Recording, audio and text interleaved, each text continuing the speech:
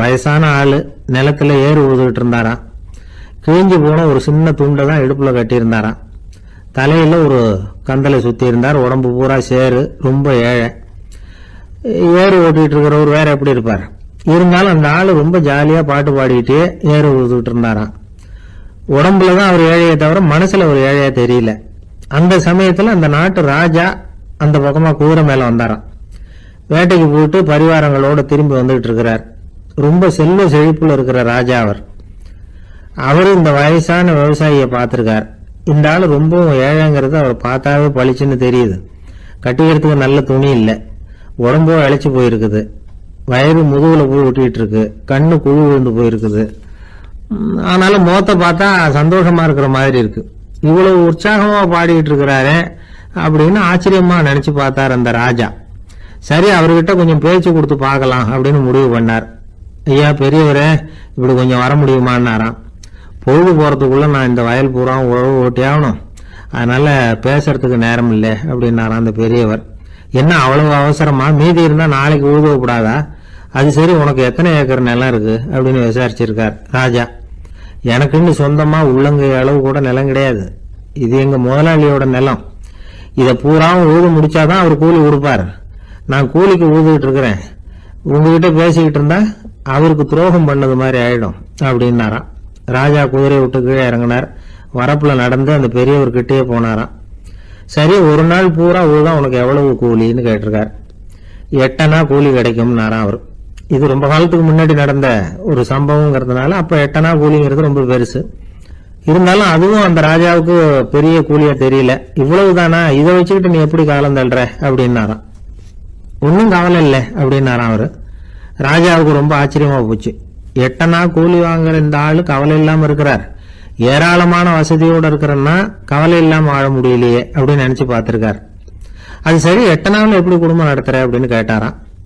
எனக்கு கிடைக்கிற 8 அணாவில் 2 அணா குடும்பத்துக்கு செலவழிக்கிறேன், 2 அணா பழைய கடனுக்கு கொடுக்குறேன், 2 அணா தர்மம் செய்யறேன், 2 அணா வட்டிக்கு கொடுக்குறேன், ஒரு குறையும் இல்லைன்னாராம். ராஜாவுக்கு ஒன்றும் புரியல. எனக்கு ஒன்றும் புரியலேன்னு இருக்காரு. ஐயா, எனக்கும் என் மனைவிக்கும் 2 அணா செலவாகுது. வயசான அம்மா அப்பா இருக்கிறாங்க, சின்ன வயசுல என்னை காப்பாத்தினவங்க அவங்க. அந்த கடனுக்கு 2 அணா செலவாகுது, அது பழைய கடன். என் தங்கச்சி ஒருத்தி ஆதரவு இல்லாத நிலைமையில தன்னுடைய மகனோட என் வீட்டுல இருக்கிறா. அவளுக்கும் அவள் மகனுக்கும் 2 அணா செலவு பண்றேன், அது தர்மம். எனக்கு 2 பிள்ளைங்க இருக்கிறாங்க, அவங்களுக்கு 2 அணா செலவு பண்றேன், அது வட்டிக்கு கொடுக்கறது மாதிரி. பிற்காலத்துல அவங்க எங்களை காப்பாத்துவாங்க. அந்த வகையில நான் திருப்தியோட வாழ்ந்துட்டு இருக்கிறேன் அப்படின்னாராம். ராஜாவுக்கு அர்த்தம் புரிய ஆரம்பிச்சுதான். அந்த பெரிய நிலத்தை விலை கொடுத்து வாங்கி அந்த பெரியவருக்கே தானமா கொடுத்துட்டாராம். இப்போ ஊழவருக்கே நிலம் சொந்தமாயிட்டுது. அன்னையிலிருந்து அரசனுக்கும் ஆறுதல் கிடைச்சுதான். இப்படி ஒரு கதை சொல்லுவாங்க. 8 அணா வருமானத்தை வச்சுக்கிட்டு எப்படி காலத்தை தள்ளுறதுன்னு சொல்றதுக்காக இந்த கதையை சொல்றதாக யாரும் தப்பா நினைச்சுக்க கூடாது. கிடைக்கிறத எப்படி பங்கு போடுறார், எப்படி திருப்தியா வாழறார் அப்படிங்கிறது தான் முக்கியம். அது மாதிரி இன்றைக்கு இந்த பொங்கல் திருநாள்ல உழவர்கள் மனசு மகிழ்ச்சியா இருந்ததுன்னா அது எல்லாரும் மகிழ்ச்சியா இருக்கிறது மாதிரி அர்த்தம். அதனால அவர்கள்ட்ட இருந்து நாம பாடம் கத்துக்கணும். சில உழவர்கள் தங்கள் நிலத்துல விளையறத தாங்கள் சாப்பிட மாட்டாங்க, அடுத்தவங்கள்ட்ட வித்துட்டு சந்தையில போய் வேற அரிசி வாங்கிட்டு வந்துதான் இவங்க சாப்பிடுவாங்க. அப்படிப்பட்ட விவசாயிகள்லாம் இது உண்டு. பங்கிடுகிற பண்பை உழவர்கள்ட்ட இருந்து கற்றுக்கொள்ளுங்கள் அப்படிம்பாங்க. ஒரு ஆள் நிம்மதியா மகிழ்ச்சியா இருந்தானா உங்க நிம்மதிக்கும் மகிழ்ச்சிக்கும் என்ன காரணம்னு கேட்டிருக்காரு இன்னொருத்தர். என்கிட்ட இருந்தது பூராவையும் என் பிள்ளைங்களுக்கு சமமா பங்கு போட்டு கொடுத்துட்டேன், எனக்குன்னு எதுவுமே வச்சுக்கல, அதுதான் நிம்மதிக்கு காரணம்னு இருக்கான். உங்ககிட்ட இருந்தது எவ்வளவு இருந்தது அப்படின்னு கேட்டிருக்காரு அவரு. மொத்தமா ஒரு 50,000 ரூபாய் இருக்கும் அப்படின்னு இருக்கான். அவ்வளவும் பணமாவே இருந்ததா அப்படின்னு கேட்டிருக்காங்க அவங்க. இல்லைங்க, அவ்வளவும் கடன், அதுதான் பிரிச்சு கொடுத்துருக்கேன் பிள்ளைங்க கிட்ட அப்படின்னு நானா. அவன் ஆரம்ப காலத்துல ஒரு குரு, அப்போ ஒரு சீடன் இருந்தான். அது வேடிக்கையான குரு, வேடிக்கையான சீடன். ஒரு ஆசிரமம். ஒரு நாள் ஒருத்தன் அவசரமா அந்த குருவை தேடி வந்திருக்கிறான். என்ன விஷயம்னு விசாரிச்சார் குரு. உங்க சீடர் என்னை அடிச்சுட்டார் அப்படின்னு புகார் பண்ணானா அந்த ஆள். குரு சீடனை கூப்பிட்டார். அடிச்சியா இந்த ஆளை அப்படின்னு கேட்டாராம். ஆமான் இருக்கான் சீடன். ஏன் அடிச்சே அப்படின்னு கேட்டாராம். இந்த ஆள் உங்களை பத்தி மட்டமா பேசிவிட்டான், என்னால் அது தாங்கிக்க முடியல அதனால தான் அடிச்சுட்டேன்றான். அப்படி என்ன பேசினா அப்படின்னு கேட்டாராம். உன்னுடைய குருநாதர் இப்பெல்லாம் அர்த்தம் இல்லாமல் பேச ஆரம்பிச்சுட்டார் அப்படின்னு சொல்லிவிட்டான், அதனால தான் அடிச்சுட்டேன் அப்படின்னு நானாம்.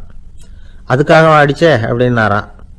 நான் அதுக்காக அடிக்கல குருவே, இப்பெல்லாம் நீங்கள் அர்த்தம் இல்லாமல் பேசுறதாக அவன் சொல்கிறான் அப்படின்னா இதுவரைக்கும் நீங்கள் அர்த்தத்தோடு பேசினதாகத்தானே அர்த்தம், அது தப்பு தானே, அதனால தான் அடித்தேன் அப்படின்னு நானாம். ஒரு பெரியவர் உட்கார்ந்துருக்கிறார், அவரை சுற்றி அவருடைய தோழர்கள் உட்கார்ந்துருக்கிறாங்க. ஏதோ ஒரு முக்கியமான செய்தியை அவர் அவங்களுக்கு சொல்லிகிட்டு இருக்கிறார். அவங்களும் ஆர்வமாக கேட்டுக்கிட்டு இருக்கிறாங்க. இந்த சமயத்தில் யாரோ ஒரு ஆள் வேகமாக அங்கே வர்றார். வர்ற வேகத்திலேயே எனக்கு ஏதாவது உதவி செய்யுங்க அப்படின்னு கேட்டுக்கிட்டே வர்றார். கேட்கறது உதவி, ஆனால் குரல் மிரட்டுறது மாதிரி இருக்கு, அதட்டி கேட்கறது மாதிரி இருக்கு. இதை கேட்டதும் அந்த பெரியவர் ஆத்திரப்படலை, ஆனால் அவரை சுற்றி இருந்தவங்க ஆத்திரப்பட்டாங்க. இதை பெரியவர் கவனிச்சார். கொஞ்சம் அமைதியாக இருங்கன்னார். வந்தவரை கூப்பிட்டார், அவருக்கு சில பொருள்களை கொடுத்தார். என்னங்க இப்போ உங்களுக்கு மகிழ்ச்சி தானே அப்படின்னார். அப்படின்னு அலட்சியமாக அவர் சொல்கிறார். நான் உங்களை நல்ல முறையில் நடத்தினேன்னா அப்படின்னு கேட்குறாரு அவர் மறுபடியும். அதெல்லாம் ஒன்றும் இல்லை அப்படின்னு சொல்லி அவர் சொல்லிகிட்டு இருக்கிறாரு. குரலில் கடுமை குறையில. சுற்றி இருந்தவங்களால இதை பொறுத்துக்க முடியல. கோபத்தோடு அவரை நோக்கி நெருங்க ஆரம்பித்தாங்க. பெரியவர் அவங்களையெல்லாம் தடுத்து நிறுத்தினார். வந்தவரை வாங்க என்னோட அப்படின்னு சொல்லி அழைச்சிட்டு போனார். வீட்டுக்கு போனார். அங்கே போனதும் இன்னும் சில பொருள்களை எடுத்து அவர்கிட்ட கொடுத்தார். இப்போ திருப்தி தானே, நான் உங்ககிட்ட நல்ல முறையில் நடந்துக்கிட்டேனா அப்படின்னார். அவர் முகம் இப்போ தான் கொஞ்சம் மலர்ந்தது. ரொம்ப நன்றி, இறைவன் உங்கள் குடும்பத்துக்கு எல்லா நன்மைகளையும் செய்வான் அப்படின்னு சொன்னார். இதே வார்த்தைகளை என்னுடைய தோழர்கள்கிட்டே சொல்லிட்டீங்கன்னா அவங்க கோபம் தணிஞ்சிரும், வர முடியுமான்னார். கண்டிப்பாக வர்றேன் அப்படின்னாரு. மறுநாள் காலையில் அந்த இடத்துக்கு வந்தார். அதே மாதிரி சொல்லிவிட்டு அவர் போயிட்டார். தோழர்கள்லாம் ரொம்ப வியப்போடு பெரியவரை பார்த்தாங்க. அந்த பெரியவர் தான் நபிகள் நாயகம். அவர் சொன்னார், ஒருத்தன் ரொம்ப ஆசையாக ஒரு ஒட்டகத்தை வளர்த்துக்கிட்டு வந்தான். ஒரு நாள் அந்த ஒட்டகம் கயத்தை அறுத்துக்கிட்டு ஓடி போயிட்டுது. அக்கம் பக்கத்தில் இருக்கிறவங்கெல்லாம் அந்த ஒட்டகத்தை பிடிக்கிறதுக்கு முயற்சி பண்ணாங்க. அதை துரத்திக்கிட்டு ஓடினாங்க. ஒட்டகம் தாறுமாறாக ஓட ஆரம்பிச்சுது. இந்த சமயத்தில் ஒட்டகத்தை வளர்த்தவன் அங்கே ஓடி வந்தான். நீங்கள் அதை ஒன்றும் செய்ய வேணாம், விட்டுருங்க, அதோட சுபாவம் எனக்கு நல்லா தெரியும், அதை சுலபமாக என்னோட வழிக்கு கொண்டுட்டு வந்துட முடியும், நான் பார்த்துக்கிறேன், விட்டுருங்கோ அப்படின்னா. எல்லாரும் விலகி போயிட்டாங்க. இவன் என்ன செஞ்சான் தெரியுமா? கொஞ்சம் புல்லை கையில் எடுத்துக்கிட்டு அந்த ஒட்டகத்தை நெருங்கினான். அவ்வளவுதான். அது ஓடி இவன் காலடியில் உட்காந்துக்கிட்டது. செல்லமாக அதை அப்படியே தடவி கொடுத்தான். முதுகில் ஏறி உட்காந்துக்கிட்டான். அது பாட்டுக்கு சாதுவாக நடந்து போகுது. இந்த கதையை நபிகள் நாயகம் தம்முடைய தோழர்களுக்கு சொல்றார். ஒட்டகத்தை மட்டும் இல்லை, சில மனிதர்களையும் கூட சில விதத்தில் அணுகிதான் அவர்களை சீர்திருத்த வேண்டியிருக்குது அப்படிங்கிறத அவங்களுக்கு உணர்த்தினார். இது ஒரு அழகான உளவியல் அணுகுமுறை. சில குடும்ப தலைவர்கள் கூட இந்த ஒட்டகம் மாதிரி நடந்துகிறது உண்டு, அப்புறம் அடங்கி போகிறதும் உண்டு. ஒரு குடும்ப தலைவர் காலையில் எழுந்திரிச்சதுலேருந்து சத்தம் போட்டு கத்திக்கிட்டு இருப்பார். பக்கத்தில் இருந்தவங்கெல்லாம் ஓடி போய் சமாதானம் பண்ணி பார்த்தாங்க. அவர் ஓயறது மாதிரி தெரியல. கடைசியில் அவர் மனைவி வந்தாங்க. நீங்கள் எல்லாம் விலகி போயிடுங்க, அவர் சுபாவம் எனக்கு தெரியும், நான் பார்த்துக்கிறேன் அப்படின்னாங்க. சரின்னு எல்லாரும் போயிட்டாங்க. சாயந்தரமாக பார்க்குறாங்க, அவர் சத்தம் இல்லாமல் ஒரு மூலையில் உட்காந்துருக்கிறார். ரொம்ப சாதுவா. ஆச்சரியமாக இருந்தது. என்னம்மா பண்ணீங்கன்னு கேட்டாங்க. அது ஒன்றும் இல்லைங்க, ஒரு வேளை சாப்பாட்டை நிறுத்தினேன், பட்னி போட்டேன், அவ்வளவுதான் அப்படின்னாங்க அந்த அம்மா. ஒரு தந்தை தன்னோட பிள்ளைய ரொம்ப தைரியசாலியாக வளர்க்கணும்னு ஆசைப்பட்டார். அதுக்காக அவனை கூப்பிட்டு உட்கார வச்சு இப்படி உபதேசம் பண்ணார். இதை பாருப்பா, நான் உன்னாட்டம் இருக்கிறப்போலாம் எதுக்கும் பயப்பட மாட்டேன், ரொம்ப துணிச்சலாக இருப்பேன். ஒரு நாள் ஒரு அப்பாவி எலிய ஒரு பூனை துரத்திட்டு ஓடிச்சு. நான் உடனே என்ன செஞ்சேன் தெரியுமா?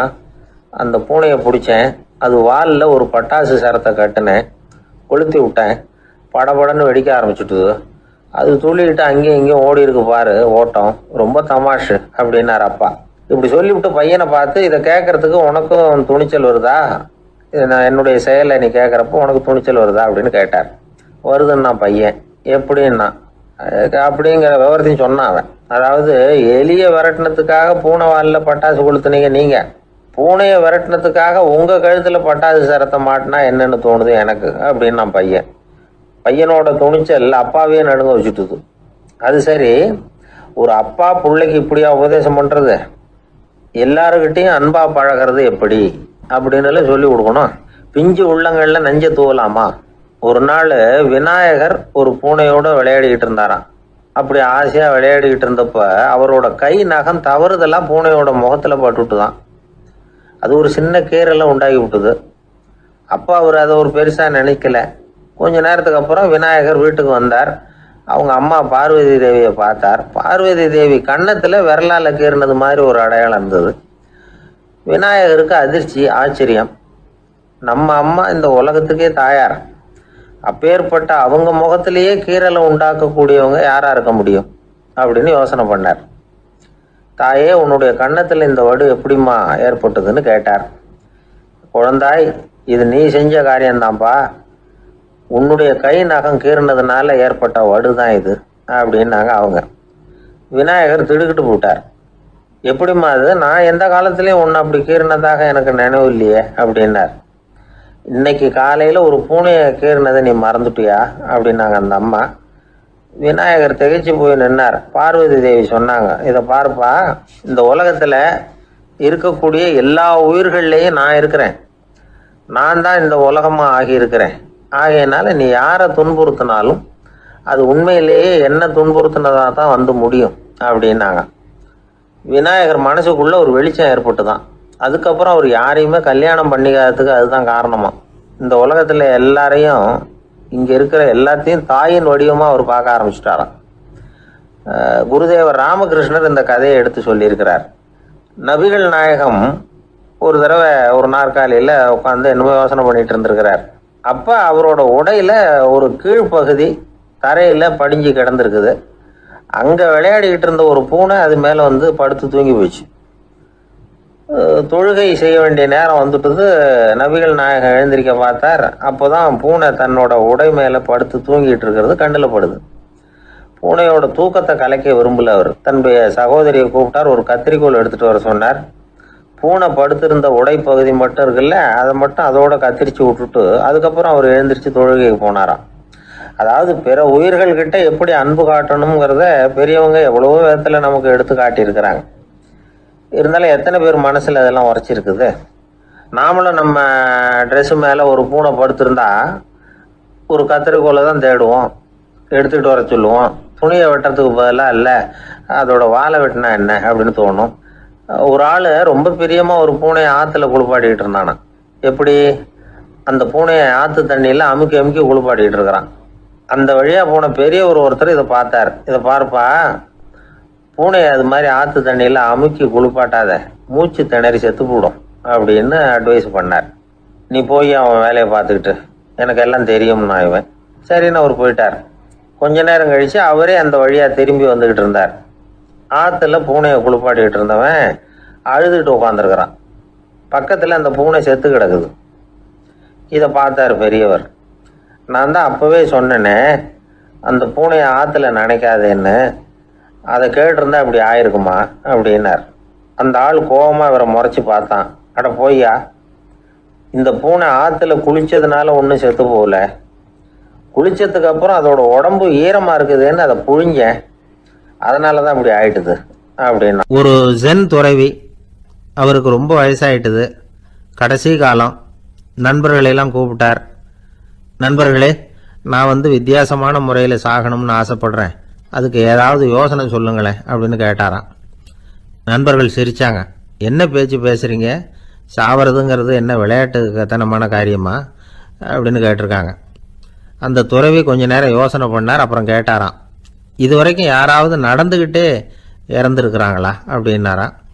எல்லாரும் இல்லைன்னாங்களாம். ஒருத்தர் மட்டும் சொல்லியிருக்கார். அப்படியும் ஒருத்தர் இறந்துருக்கிறதாக ஒரு கதையில் படிச்சிருக்கிறேன்.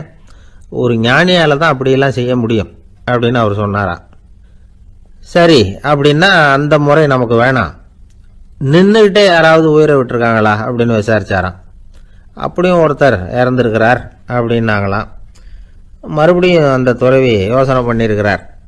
ஏதாவது வித்தியாசமான முறையில் நாம் போகணும் அப்படிங்கிறது அவருடைய விருப்பம். மனிதன் எப்படி வாழ்கிறானோ அப்படி இறப்பது தான் நல்லது. சரி, யாராவது தலைகீழாக யோகம் செய்யும் நிலையில் இறந்துருக்கிறாங்களா அப்படின்னு விசாரிச்சாராம். நண்பர்கள் சிரித்தாங்க. தலைகீழாக நின்னபடி இறந்ததாக நாங்கள் கேள்விப்பட்டதே இல்லை, அது முடியாத காரியம் அப்படின்னு இருக்காங்க. இப்போ அந்த துறவிக்கு திடீர்னு உற்சாகம் வந்துட்டுது. உடனே எழுந்திரிச்சார், தலைகீழாக நின்னார், அப்படியே உயிரை விட்டுட்டார். அவ்வளோதான். அந்த மடாலயத்தில் ஒரே குழப்பம். எப்படி அவரை கீழே இறக்கி படுக்க வைக்கிறது அப்படின்னு புரியல. இப்படி உயிர் விடுறதை பற்றி அவங்க இதுவரைக்கும் கேள்விப்பட்டதும் இல்லை. உண்மையிலேயே இவர் இறந்து தான் போனாராங்கிறதும் தெரியல. சோதித்து பார்த்தாங்க. இதய துடிப்பு, நாடி துடிப்பு எல்லாம் நின்று போயிருந்தது. இவர் எப்போவும் இப்படி தான், என்ன பண்ணுறது இப்போ அப்படின்னு சொல்லி எல்லாரும் குழம்பிக்கிட்டு இருக்கிற சமயத்தில் ஒரு பெரிய ஒரு யோசனை சொன்னார். இந்த துறவியோட மூத்த சகோதரி பக்கத்து மடாலயத்தில் இருக்கிறாங்க, அவங்கள இங்கே அழைச்சிட்டு வந்தால் ஏதாவது வழி கிடைக்கும் அப்படின்னார். அந்த அம்மாவுக்கு 90 வயசு. அழைச்சிட்டு வந்தாங்க. ஒரு குச்சியை ஊன்றிக்கிட்டு அப்படியே மெதுவாக நடந்து வந்தாங்க. தம்பி, தலைகீழாக நின்று உயிர் விட்டு இறக்கிறத பார்த்தாங்க. தம்பின்னு கூப்பிட்டு பார்த்தாங்க, ஒன்றும் காணும். உடனே என்ன பண்ணாங்க, தன்னுடைய கைத்தடியால் தம்பியோட உடலை ஒரு தட்டு தட்டினாங்க.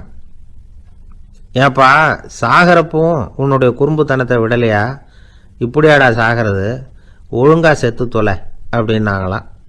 அவ்வளவுதான். உடனே அந்த துறவி திரும்பி நேராக நின்னார். அக்கா, கோவப்படாத, நான் ஒழுங்கா சாகிறேன், எப்படி செத்தா என்ன, எல்லாம் எனக்கு ஒன்று தான் அப்படின்னு சொல்லிவிட்டு அப்படியே தரையில் படுத்து உயிரை விட்டாராம். அதுக்கப்புறம் அந்த அம்மா கோலை கையில் எடுத்துக்கிட்டு அப்படியே திரும்பி கூட பார்க்காம அவங்க பாட்டுக்கு போயிட்டாங்களாம். மரணத்தை ஒரு விளையாட்டாக ஆக்கிய அந்த துறவிக்கு வாழ்க்கையே ஒரு விளையாட்டாக தான் இருந்திருக்குது. எந்த நோக்கமும் இல்லாமல் செயல்படுறதுன்னா என்னங்கிறதும் அவருக்கு தெரிஞ்சிருக்குது. பயனை எதிர்பார்க்காம பணி செய்து வாழ்ந்து மறைந்த மகான் அவர். தம்முடைய தொழிலை விளையாட்டு போல செய்ய தெரிஞ்சவருக்கு வாழ்க்கையே ஒரு விளையாட்டாக மாறிடும். எல்லாமே விளையாட்டாகி விடுகிற போது மரணமும் விளையாட்டாகிவிடும் அப்படிங்கிறது தான் அந்த தத்துவம். ஆனால் அதுக்கு முன்னாடி உங்களுக்குள்ளே இருக்கிற உண்மையான நடிகனை நீங்கள் அடையாளம் கண்டுபிடிக்கணும். நீங்கள் நடிக்க வேண்டியதே இல்லை, நீங்கள் ஏற்கனவே நடிச்சுக்கிட்டு தான் இருக்கிறீங்க. நீங்கள் இந்த உண்மையை தெரிஞ்சுக்கணும், அவ்வளவுதான். இதுதான் ஞானிகளுடைய கருத்து. வாழ்க்கையை சரியாக புரிஞ்சுக்கிட்டா எல்லாமே நடிப்புங்கிறது புரியும். கல்யாண பத்திரிக்கை அனுப்பியிருந்தேனே, ஏன்டா வரலன்னு கேட்டான் ஒருத்தன். வந்திருந்தேனே அப்படின்னானா இவன். டேய், ஏன்டா போய் சொல்கிற, நான் பத்திரிக்கையே உனக்கு அனுப்பலையே அப்படின்ட்டுருக்கான் அவன். அதுக்கு இவன் சொன்னானா, பத்திரிக்கை அனுப்புனேன்னு நீ போய் சொல்கிறப்போ கல்யாணத்துக்கு வந்தேன்னு நான் போய் சொல்லக்கூடாதா அப்படின்னானா. பிரம்மத்தை அறிந்தவன் பிரம்மமாகிறான் அப்படின்னு ஒரு பெரியவர் பேசினார் ஒரு கோவிலில். தைத்திரிய உபனிஷத்து அப்படி சொல்லுதான். இதை கேட்கும் பொழுது நமக்கு ஒரு சந்தேகம் வரும். அது எப்படி? பிரம்மத்தை அறிந்தவன் பிரம்மம் ஆகிறான்னா, சிங்கத்தை அறிந்தவன் சிங்கம் ஆகிறானா, தோசையை அறிந்தவன் தோசை ஆகிறானா? இப்படிப்பட்ட சந்தேகம் நமக்கு வர்றதுல ஒன்றும் ஆச்சரியம் இல்லை, இது இயற்கை. இதுக்கும் அந்த பெரியவரே பதில் சொல்றார். சிங்கம் வேற, நாம வேற. அதனால சிங்கத்தை அறிந்தவன் சிங்கமாக மாட்டான். ஆனா பிரம்மம் வேற, நாம வேற இல்லை. அதனால பிரம்மத்தை அறிந்தவன் பிரம்மமாகறான் அப்படிங்கிறது அவரோட விளக்கம். மனிதன் அவன்தான் தான் பிரம்மங்கிறது தெரியாதனால தான் அதை வேற எங்கேயோ தேடிட்டு இருக்கிறான். கடைசியில் அது தான் தாங்கிறது புரிஞ்சுக்கிற பொழுது அவன் பிரம்மம் ஆயிடுறான். இதை விளக்கிறதுக்கு ஒரு உபநிஷத்து கதையே இருக்கு. நமக்கு தெரிஞ்ச கதை தான், ஆனால் அதை வேற விதமான அர்த்தத்தில் விளையாட்டாக சொல்லிட்டு இருக்கிறோம். ஒரு சமயம் ஒரு 10 நண்பர்கள் ஒரு காட்டு வழியாக போய்கிட்டு இருக்கிறாங்க. குறுக்க ஒரு நதி, அதை கடந்து அடுத்த பக்கம் போகணும்.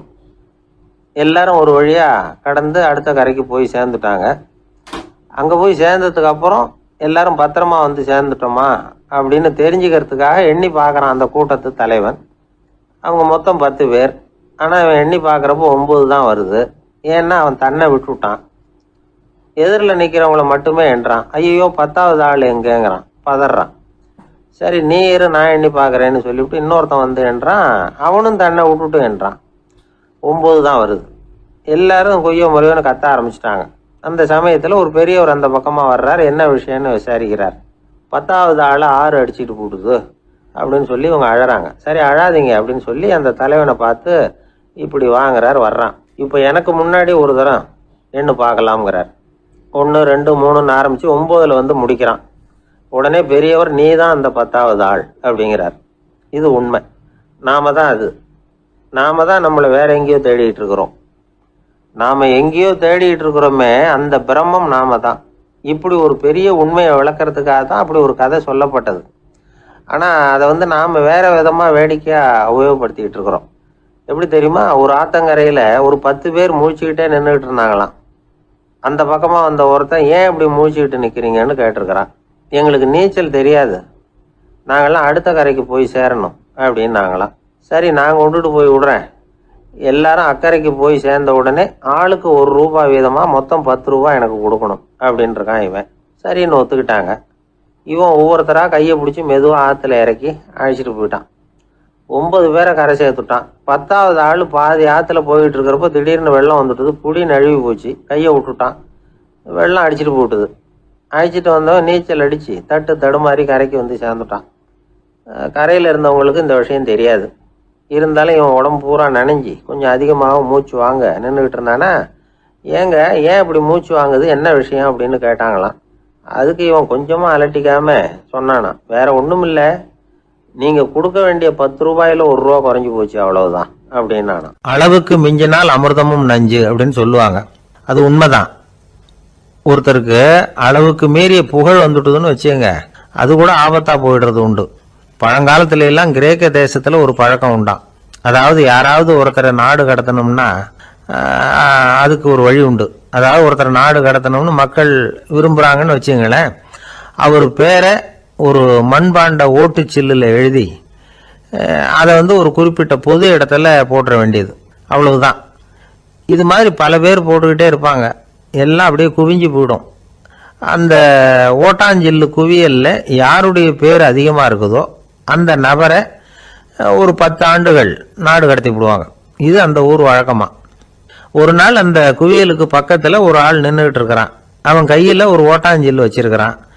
அதில் யாரோட பேரையோ எழுதணும், எழுதி அந்த இடத்துல போடணுங்கிறது அவன் ஆசை. ஆனால் அவன் படிக்காதவன், அதனால் எழுத தெரியல. யாராவது அந்த வழியாக வர்றாங்களான்னு பார்த்துக்கிட்டே நின்றுக்கிட்டு இருந்தான். ஒரு பெரியவர் வந்துக்கிட்டு இருந்தார். அவர்கிட்ட ஓடினான். கையில் இருந்த மண்பாண்ட சில்லை கொடுத்தான். ஐயா, இதில் ஒரு பேர் எழுதி கொடுங்களேன்னா. அந்த பெரியவர் அதை வாங்கி கையில் வச்சுக்கிட்டு, என்ன பேர் எழுதணும் சொல்லு அப்படின்னா. இவன் சொன்னான், அரிஸ்டைடிஸ் அப்படின்னு எழுதுங்க அப்படின்னா. இதை கேட்டதும் அந்த பெரியவருக்கு அதிர்ச்சி. ஏன்னா அவர் தான் அரிஸ்டைடிஸ், தத்துவ மேதை அரிஸ்டைடிஸ் அவர். இருந்தாலும் நான் தான் அதுங்கிறத காட்டிக்காம அந்த ஆளுகிட்ட கேட்டார். அது சரிப்பா, அரிஸ்டைடிஸ்ங்கிற பேரை எழுத சொல்ற, அவர் உனக்கு என்ன கெடுதல் பண்ணார், அவர் பேரை இதில் எழுத சொல்றிய அப்படின்னு கேட்டிருக்கார். அதுக்கு இவன் சொன்னானா, அவர் எனக்கு எந்த கெடுதலும் பண்ணல, அவரை நான் பார்த்தது கூட இல்லை அப்படின்ட்டுருக்கான்.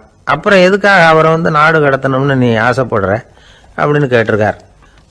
இப்போ அந்த ஆள் சொல்கிறான், அரிஸ்டைடிஸை பற்றி எல்லாரும் பேசுகிறாங்க, அவர் ரொம்ப நல்லவர், அவர் ஒரு பெரிய அறிவாளிங்கிறாங்க, அவர் ஒரு பெரிய வள்ளல், பேரறிஞர், இப்படி எல்லாரும் சொல்கிறத கேட்டு கேட்டு எனக்கு ரொம்ப அழுத்து போயிட்டுது, அதனால தான் வெறுப்பாயிட்டேன் அப்படின்னு நானும். இதுலேருந்து என்ன தெரியுது, நாம் நல்லவனாக இருக்கிறதுல ஒன்றும் இடைஞ்சல் இல்லை. ஆனால் நம்மளை நல்லவன் நல்லவன் எல்லாரும் சொல்ல ஆரம்பிச்சிட்டாங்கன்னு வச்சுக்கோங்க, அப்போ இடைஞ்சல் ஆரம்பம்னு அர்த்தம். எதுவுமே அளவுக்கு மிஞ்சி போகாமல் பார்த்துக்க வேண்டியது ரொம்ப அவசியம்.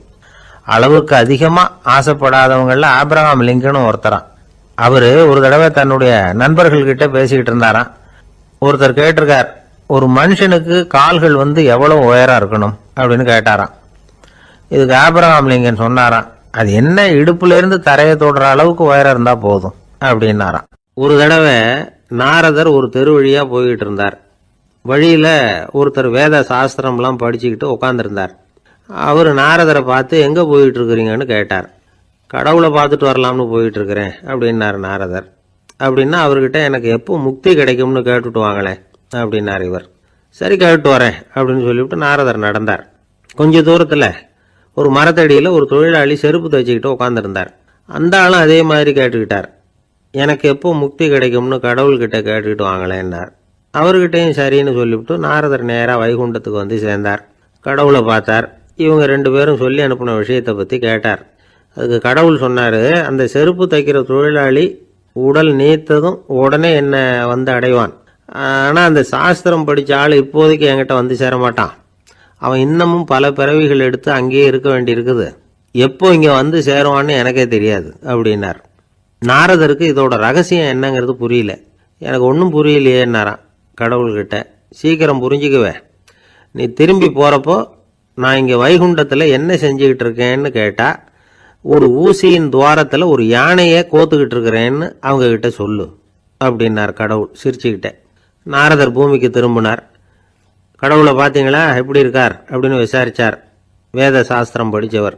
ஓ பகவானா, அவர் யானையை ஊசியின் காதுல நுழைச்சிக்கிட்டு இருக்கிறார் பார்த்தேன்னார் நாரதர்.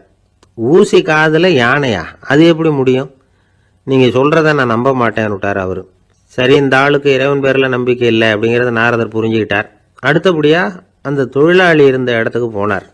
இறைவனை பார்த்தீங்களான்னு கேட்டார் அவரு. பார்த்தேன், ஒரு ஊசி துவாரத்துல யானையை கோத்துக்கிட்டு இருந்தார் அப்படின்னு சொல்லிவிட்டு நாரதர் அந்த ஆள் முகத்தை கவனிச்சார். அந்த தொழிலாளி இதை கேட்டுட்டு கொஞ்சம் கூட ஆச்சரியப்படலை. அவரால் முடியாத காரியம் கூட உண்டானார். என்ன இப்படி சொல்ற, ஊசியின் துவாரத்துல யானையை கோக்க முடியும்னு நீ நம்புறியா அப்படின்னு கேட்டார் நாரதர்.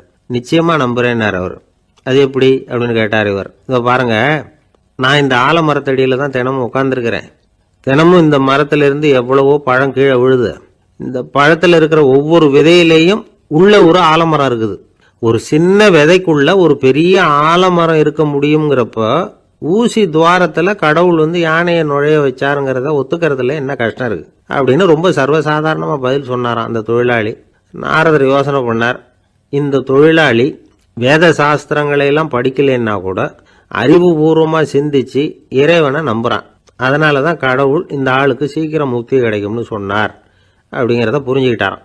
இந்த கதையில வர்ற கடவுள், நாரதர், வைகுண்டம் இதெல்லாம் ஒரு பக்கம் இருக்கட்டும், ஒரு சின்ன விதைக்குள்ள ஒரு பெரிய ஆலமரம் தூங்கிக்கிட்டு இருக்கு அப்படிங்கிற உண்மை, அந்தரத்துல 1000 கிரகங்கள் சுத்திக்கிட்டு இருக்குங்கிற உண்மை, இதெல்லாம் நாம பார்த்துக்கிட்டு தானே இருக்கிறோம். இந்த உண்மைகள் அதிசயமா நமக்கு தெரியறதுனால அதை நம்பாம இருந்துட முடியாது. இயற்கையை பரிபூர்ணமாக நம்புங்கள், அந்த நம்பிக்கையே நம்ம வாழ்க்கைக்கு ஆதாரம் அப்படிங்கிறத விளக்கறதுக்காக தான் இந்த கதை. இந்த காலத்துல நம்ம பிள்ளைங்களுக்கெல்லாம் இது மாதிரி நம்பிக்கை அதிகமாவே இருக்குது. ஒரு நாள் ஒரு சின்ன பையன் கிட்ட கேட்டேன், ஏன்பா கடவுள் ஒரு பானைக்குள்ள ஒரு யானையை நுழைய வச்சுட்டாருன்னு சொன்னா அதை நீ நம்புவியா அப்படின்னு கேட்டோம். நம்புவேன் சார், அது ஒன்றும் பெரிய அதிசயம் இல்லைன்னா. எப்படிறான்னு கேட்டோம். எப்படின்னா அந்த பானை அந்த யானையை விட பெருசா இருந்திருக்கும், அவ்வளவுதான் அப்படின்னு சொல்றான். எங்க போயிட்டு வரீங்க அப்படின்னு கேட்டேன். எனக்கு வேண்டப்பட்ட ஒருத்தரை பார்த்து. ஆஸ்பத்திரிக்குன்னார். எந்த ஆஸ்பத்திரிக்குன்ன? மாட்டு ஆஸ்பத்திரிக்குன்னார். என்ன விஷயம்னு? மாமனாருக்கு உடம்பு சரியில்லை, அதுதான் மாட்டு ஆஸ்பத்திரிக்கு போயிட்டு வரேன்னார். அட பாவி, அதுக்கு அந்த ஆஸ்பத்திரிக்கா போவாங்க அப்படின்னு ஆச்சரியமா. அட அது இல்லப்பா, முதல்ல எங்க குடும்ப டாக்டர் தான் தேடிக்கிட்டு போனேன். அவரு அந்த நேரத்துல அவர் வளர்க்குற நாய்க்குட்டிக்கு உடம்பு சரியில்லைன்னு சொல்லி அதை தூக்கிக்கிட்டு மாட்டு ஆஸ்பத்திரிக்கு போயிட்டாராம் சொன்னாங்க. அதனால அங்க போய் அவரை சந்திச்சு விஷயத்தை சொல்லிவிட்டு வர்றேன்னார். அப்புறம் தான் எனக்கு கொஞ்சம் நிம்மதியா இருந்தது. பொதுவா நமக்கு தெரிஞ்ச வரையில டாக்டர்கள் 2 வகை. நமக்கு வைத்தியம் பண்ற டாக்டர்கள் ஒரு வகை, நம்ம கிட்ட இருக்கிற ஆடு மாடு கோழிக்கு வைத்தியம் பண்ற டாக்டர்கள் ஒரு வகை. இப்பதான் எனக்கு தெரியும் இன்னொரு வகையான டாக்டர்களும் உண்டுங்கிறது. அது யாருன்னா பூச்சிகளுக்கு வைத்தியம் பண்ற டாக்டர்கள், அதாவது பூச்சி டாக்டர்கள். வெளிநாடுகளில் அப்படிலாம் கூட சில பேர் இருக்கிறாங்க. பிரிட்டன்ல யார்க்ஷயர் வட்டாரத்துல ராதர்ஹாம் அப்படின்னு ஒரு ஊர். அங்க ஒரு விலங்கியல் மருத்துவர், பேரு டாக்டர் லான்ஸ் ஜெப்சன். அவர் ஆஸ்பத்திரி வாசல்ல பாத்தீங்கன்னா தினமும் நிறைய பேர் நின்றுட்டு இருப்பாங்க. கையில கண்ணாடி குடுவை, தகர டப்பா இப்படி ஏதாவது இருக்கும். அதுக்குள்ள ஏதாவது பூச்சிகள் இருக்கும். அதுக்கு வைத்தியம் பண்றதுக்காக வந்தவங்க தான் அவங்க எல்லாம். சிலந்தி பூச்சி, பல்லி, தேளு, பாம்பு அப்படி ஏதாவது இருக்கும். பொழுதுபோக்கா சில பேர் நாய், பூனை, கிளி, மைனா, புறா இப்படி ஏதாவது வளர்க்குறாங்கல்ல, அது மாதிரி இப்பெல்லாம் தேளு, பல்லி, பாம்பு, பூச்சி இதையெல்லாம் வளர்க்க ஆரம்பிச்சிட்டாங்களாம். இது ஒரு புது ஃபேஷன். இப்போ கூண்டுக்குள்ள டப்பாக்குள்ள போட்டு வளர்க்குறது, அதுக்கு ஏதாவது நோய் வந்துட்டுதுன்னா வைத்தியம் பண்ணுறதுக்கு டாக்டர்கிட்ட வந்துட வேண்டியது, இப்படி இந்த பழக்கம்லாம் நிறையா வந்துட்டுது. ரத்தம் உறிஞ்சிற அட்டைகள் கூட இவங்ககிட்ட வைத்தியத்துக்கு வருதான். சிலந்திகளில் செங்கால் சிலந்தின்னு ஒரு வகை. மத்திய அமெரிக்க காடுகளில் இது அதிகம். சிலந்திகள்லேயே ரொம்ப விலை உசந்தது இந்த ரகம்தான். கால்களில் சிவப்பு கோடுகள் இருக்கும். இந்த இனம் இப்போ குறைஞ்சிக்கிட்டே வர்றதுனால சர்வதேச விதிகளின்படி இவற்றின் ஏற்றுமதி இறக்குமதிக்கு தடை விதிக்கப்பட்டிருக்குது. அதனால இதை வளர்க்குறவங்க வீட்டுக்குள்ளேயே இனவிருத்தி மூலமா பெருக்கி விற்பனை பண்ணிட்டு வராங்களாம். அந்த வகை சிலந்திகள் தான் இப்போ வைத்தியத்துக்கு அதிகமாக வருதான். சரி, இதுக்கெல்லாம் எப்படி வைத்தியம் பண்றாங்க? முதல்ல அதை குளிர்பதன பெட்டியின் வழுவழுப்பான சுவரில் விட்ட உடனே அதெல்லாம் மெதுவாக இறங்கி வரும். அப்போ அதன் நோயை கண்டுபிடிக்கிறது சுலபம். அப்புறம் அதுக்கு கிருமிகளை கொல்லக்கூடிய மருந்துகளையோ வலி நிவாரண மருந்துகளையோ கொடுப்பாங்க. கால் உடைஞ்ச சிலந்திகளுக்கு பசையை கொண்டு ஆப்ரேஷன் பண்ணுவாங்க. சில சிலந்திகளுக்கு உடைஞ்ச காலை எடுத்துட்டா புதிய கால் வளர்ந்துடும். சிலந்திகளை மனிதர்கள் கையில் எடுக்கிறப்போ அது பயந்து போய் கீழே குதிக்குது. அதனால் கால் உடஞ்சி விடுது, இல்லைன்னா வயிறு சேதமடையுது. அந்த நிலைமையில் வர்ற சிலந்திகளுக்கு மயக்க மருந்து கொடுத்து ஆப்ரேஷன்லாம் கூட பண்ணுறாங்களாம். பார்த்தீங்களா பூச்சிகளுக்கு வந்த வாழ்வே. நம்ம ஊர்லேயும் வீடுகளில் பூச்சிகள் வளர்க்குறது உண்டு. ஒருத்தர் வந்தார், எனக்கு 3000 கரப்பாம்பூச்சி அவசரமாக தேவைப்படுது, எங்கே கிடைக்கும்னு கேட்டார். கரப்பாம்பூச்சியா, அது என்னத்துக்குன்னு கேட்டோம். அது வேற ஒன்றும் இல்லை, நான் குடியிருக்கிற வாடகை வீட்டை காலி பண்ண போகிறேன். வீட்டு சொந்தக்காரர் என்ன சொல்கிறாருன்னா, இந்த வீட்டுக்கு நான் குடி வந்தப்போ எப்படி இருந்ததோ அதே நிலைமையில விட்டுட்டு போகணும்னு வீட்டுக்காரர் சொல்லியிருக்கிறார், அதனால தான் கேட்டேன் அப்படின்னார். என்னை விட யோக்கியம் இந்த உலகத்துல வேற யாரும் இல்லை சார் அப்படின்னார் ஒருத்தர். அவரை விட அயோக்கியன் வேற யாரும் இருக்க முடியாதுங்கிற முடிவுக்கு கேட்டவங்க வந்துட்டாங்களாம். மனுஷனுக்கு இருக்கிற ஒரு மிகப்பெரிய குறையே தன்கிட்ட இருக்கிற குறை அவனுக்கு தெரியாம போறது தான். ஆனா அடுத்தவங்க கிட்ட இருக்கிற குறை இவனுக்கு தெளிவா தெரிஞ்சிடும். ஒரு ஒட்டகம் ஒரு கொக்கை பார்த்து ஒரு கேள்வி கேட்டுதான். என்ன கேள்வி தெரியுமா? உன் கழுத்து ஏன் இப்படி வளைஞ்சு போயிருக்குது அப்படின்னு கேட்டிருக்கு. இதுக்கு உடம்பே வளைச்சல். இது போய் கொக்கை கிண்டல் பண்ணுது. இன்னைக்கு மனித சுபாவமும் கிட்டத்தட்ட இப்படித்தான் இருக்குது. இந்த உலகத்துல குறையில்லாத மனிதர்கள் யாரும் கிடையாது, நாம உள்பட. அப்படிங்கிறத முதல்ல நாம நல்லா புரிஞ்சுக்கணும். ஒரு ஊர்ல ஒரு விற்பனை நிலையம் இருந்தது. செல்ல பிராணிகளை விற்பனை செய்யற நிலையம் அது.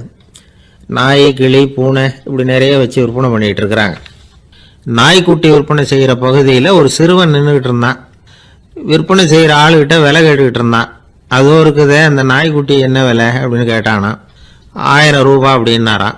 சரி, அது வேணாம், இது என்ன விலைன்னு இருக்கான். 500 ரூபா அப்படின்னாரான். இந்த சின்ன பையன் கையில் வச்சிருந்தது வெறும் 50 ரூபா தான். அதனால இதை விட குறைச்சலா கிடைக்குமான்னு பார்த்துருக்கான். அந்த கடையில் ஒரு மூலையில் சரியாக கவனிக்கப்படாமல் ஒரு நாய்க்குட்டி படுத்து கிடந்தது. பாவமாக கத்திக்கிட்டு இருந்தது. அதை பார்த்ததுமே இவனுக்கு அது ரொம்ப பிடிச்சி போச்சு. உடனே அந்த கடைக்காரரை பார்த்து, அதுவும் அந்த மூலையில் படுத்து கிடக்குதே அந்த நாய்க்குட்டி என்ன விலை அப்படின்னு கேட்டிருக்கான். தம்பி, அது ஒரு கால் ஊனம், அதனால் அது உன்னோட குதித்து விளையாடவோ ஓடுறதோ அதால் முடியாத காரியம் அப்படின்ட்டுருக்கார் அவர். அது தெரிஞ்சுதாங்க கேட்குறேன், அதோட விலை என்ன அதை மட்டும் சொல்லுங்களேன் அப்படின்ட்டுருக்கான். தம்பி, இது கால் ஊனம் உள்ள ஒரு நாய். இதை போய் காசு கொடுத்து வாங்கறதுக்கு யாராவது பிரியப்படுவாங்களா? இதை நான் உனக்கு இலவசமாகவே தர்றேன், எடுத்துகிட்டு போ அப்படின்னாரான். இதை கேட்டதும் அந்த சிறுவனுக்கு கோவம் வந்துட்டு தான். நீங்கள் ஒன்றும் சும்மா கொடுக்க வேணாம், இந்தாங்க 50 ரூபா, இதை வச்சுக்கிட்டு நாய்க்குட்டியை கொடுங்க அப்படின்ட்டுருக்கான். அவருக்கு ஒன்றும் புரியல, ஆச்சரியமாக இருந்தது. சரின்னு பணத்தை வாங்கிட்டு நாய்க்குட்டியை தூக்கி கொடுத்தார். அந்த சிறுவன் அந்த நாய்க்குட்டியை 2 கையாலையும் வாங்கினா, மார்போட பிரியமாக சேர்த்து அணைச்சிக்கிட்டான். தெருவில் இறங்கி நடக்கிறான். அப்படி நடக்கும்பொழுது தான் பார்க்குறார், கடைக்காரர் ஆச்சரியமாக அவனை பார்க்குறார். அப்போ தான் அவருக்கு ஒரு விஷயம் புரியுது. அந்த சிறுவன் தெருவில் நாய்க்குட்டியை மார்போடு அணைச்சிக்கிட்டு விந்தி விந்தி நடந்து போய்கிட்டு இருக்கிறான். ஆமாம், அவனுக்கும் ஒரு கால் ஊனம். இந்த நாய்க்குட்டியை யாருமே வாங்க மாட்டாங்கன்னு நினச்சிக்கிட்டு இருந்தார். குறையுள்ள அதுக்கும் ஒரு எஜமானன் கிடைச்சுட்டான். அதனால ஊனம் ஒரு குறை இல்லை அப்படிங்கிற உண்மையை அந்த கடைக்காரர் புரிஞ்சுக்கிட்டாராம். நம்மால் ஒருத்தர் கொஞ்சம் வயசானவர், எழுந்திரிச்சு சரியா நடக்க முடியாது, சாய்வு நாற்காலியிலேயே எப்பவும் உட்காந்துருப்பார்.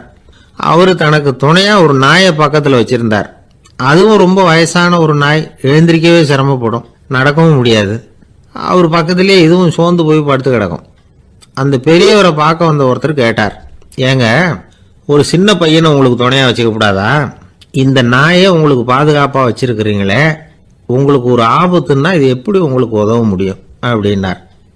அப்ப அவரு சொன்னாராம், எனக்கு ஒரு ஆபத்துன்னா அந்த சமயத்துல இந்த நாய் என்னை தனியா விட்டுட்டு ஓடி போயிடாம இருக்கணும்ல, அதுக்காகத்தான் இதை நான் வச்சிருக்கிறேன் அப்படின்னாராம். ஒரு ஆளு ராமகிருஷ்ணரை தேடி வந்தான். அவன் கையில 1000 பொற்காசுகள் வச்சிருந்தான். அதை அவர்கிட்ட கொடுத்து இதை ஏத்துக்கணும் அப்படின்னு ரொம்ப பணிவா கேட்டுக்கிட்டான். அவரு பார்த்தார், இது எனக்கு தேவையில்லை, ஆனாலும் உன்னுடைய மனசை புண்படுத்துறதுக்கு நான் விரும்பலை, அதனால நீ கொடுக்கறத வாங்கிக்கிறேன்னார். வாங்கிக்கிட்டார். அப்புறம் கேட்டார், இதை பாரு, இனிமே இதெல்லாம் என்னுடைய இதுதானே அப்படின்னார். ஆமாம், அதெல்லாம் நான் உங்களுக்கே கொடுத்துட்டேன் அவன். சரி, இப்போ நீ எனக்காக ஒரு காரியம் பண்ணணும்னார். என்ன செய்யணும்னு சொல்லுங்கன்னா, இந்த நாணயங்களை எல்லாம் எடுத்துக்கிட்டு போய் கங்கை நதியில் எரிஞ்சுட்டு வா அப்படின்னார். இவனுக்கு அதிர்ச்சியாக போச்சு. என்ன பண்ணுறது, இனிமேல் அது முடியாதுன்னு சொல்ல முடியாது. ஏன்னா அந்த நாணயங்களையெல்லாம் அவருக்கே கொடுத்துட்டான். இனிமேல் அதெல்லாம் இவனுடையது இல்லை. பேசாமல் அவ்வளவே அள்ளிக்கிட்டு ஆத்தங்கரைக்கு போனவன் ரொம்ப நேரம் திரும்பியே வரல. ராமகிருஷ்ணருக்கு சந்தேகம், என்ன ஆச்சு அந்த மனுஷனுக்கு, காசுகளோடு அந்த கங்கையில் குதிச்சுட்டானா, போகும்பொழுதே ஒரு மாதிரியாக தான் போனான், போய் என்னன்னு பார்த்துட்டு வாங்க அப்படின்னார். அங்கே இருந்த ஒருத்தர் ஓடி போய் பார்த்தார். அவர் போய் பார்க்கும் பொழுது அவன் அங்கேயே இருந்தான். அதுக்கப்புறம் அவர் திரும்பி வந்தார், வந்து விவரத்தை சொன்னார். அதாவது அவன் கங்கை கரையில் உட்காந்துக்கிட்டு ஒவ்வொரு நாணயமா 1 2ன்னு எண்ணி வீசிக்கிட்டு இருக்கிறான். அவனை சுற்றி ஒரு கும்பல் நின்றுக்கிட்டு அவனை தடுத்துக்கிட்டு இருக்குது அப்படின்னு விவரத்தை சொன்னார் போயிட்டு வந்தவர். இதை கேட்டதும் ராமகிருஷ்ணரே புறப்பட்டு அங்கே போனாராம். என்ன இப்படி பண்ணிட்டு இருக்கிற, நான் உன்னை அந்த நாணயங்களை கங்கையில் வீசி எறிய சொன்னேன், நீ ஏன் அதை எண்ணிக்கிட்டு இருக்கிற அப்படின்னார். பழக்கம்தான் காரணம், நான் ஒவ்வொரு நாளும் ஒவ்வொன்றா சேமித்து வச்சேன்.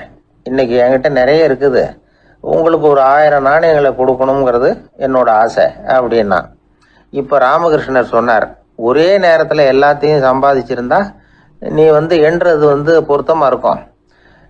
எல்லாத்தையும் இழக்கும் போது ஒவ்வொன்றா எண்ணிக்கிட்டு இழக்கிறதுங்கிறது சரியான செயல் இல்லை. அதனால் ஒரே தடவையாக எல்லாத்தையும் தூக்கி எறிஞ்சிடும் அப்படின்னார். இது இழப்பது அப்படிங்கிற ஒரு உயர்ந்த நிலை. இதை நாம் யதார்த்த வாழ்க்கையில் சம்மந்தப்படுத்தி பார்த்து குழப்பிக்கிட்டு இருக்கக்கூடாது. இழக்கிறேன்னு சொல்லிக்கிட்டு இருக்கிற காசையெல்லாம் ஆற்றுலையும் குளத்துலையும் கொண்டு போய் எரிஞ்சுட்டு வாங்க அப்படின்னு உபதேசம் பண்ணுறதாக யாரும் நினச்சிடக்கூடாது. இதில் நாம் புரிஞ்சிக்க வேண்டியது என்னென்னா, எதையாவது ஒன்றை இன்னொருத்தருக்கு கொடுக்கணும் அப்படின்னு விருப்பப்பட்டால் அதை மனப்பூர்வமாக கொடுத்துட்டு அதையே நினச்சிக்கிட்டு இருக்கக்கூடாது. நம்மால் ஒருத்தர் ஒரு 100 ரூபா நோட்டை தன்னுடைய நண்பர் ஒருத்தர்கிட்ட கொடுத்து, இது உனக்கு தான் வச்சுக்கோ அப்படின்னார். அவர் பார்த்தார், இது இனிமேல் எனக்கு தானே சொந்தம் அப்படின்னார். ஆமான்னார் அவர். அப்படின்னா எனக்காக நீ ஒரு உதவி செய்யணும்னார். சொல்லுங்க செய்கிறேன்னார் அவர். இந்த 100 ரூபா நோட்டை தீ வச்சு கொளுத்தி விடுனார். இவர் அதிர்ச்சியாகி அவரை பார்த்தார்.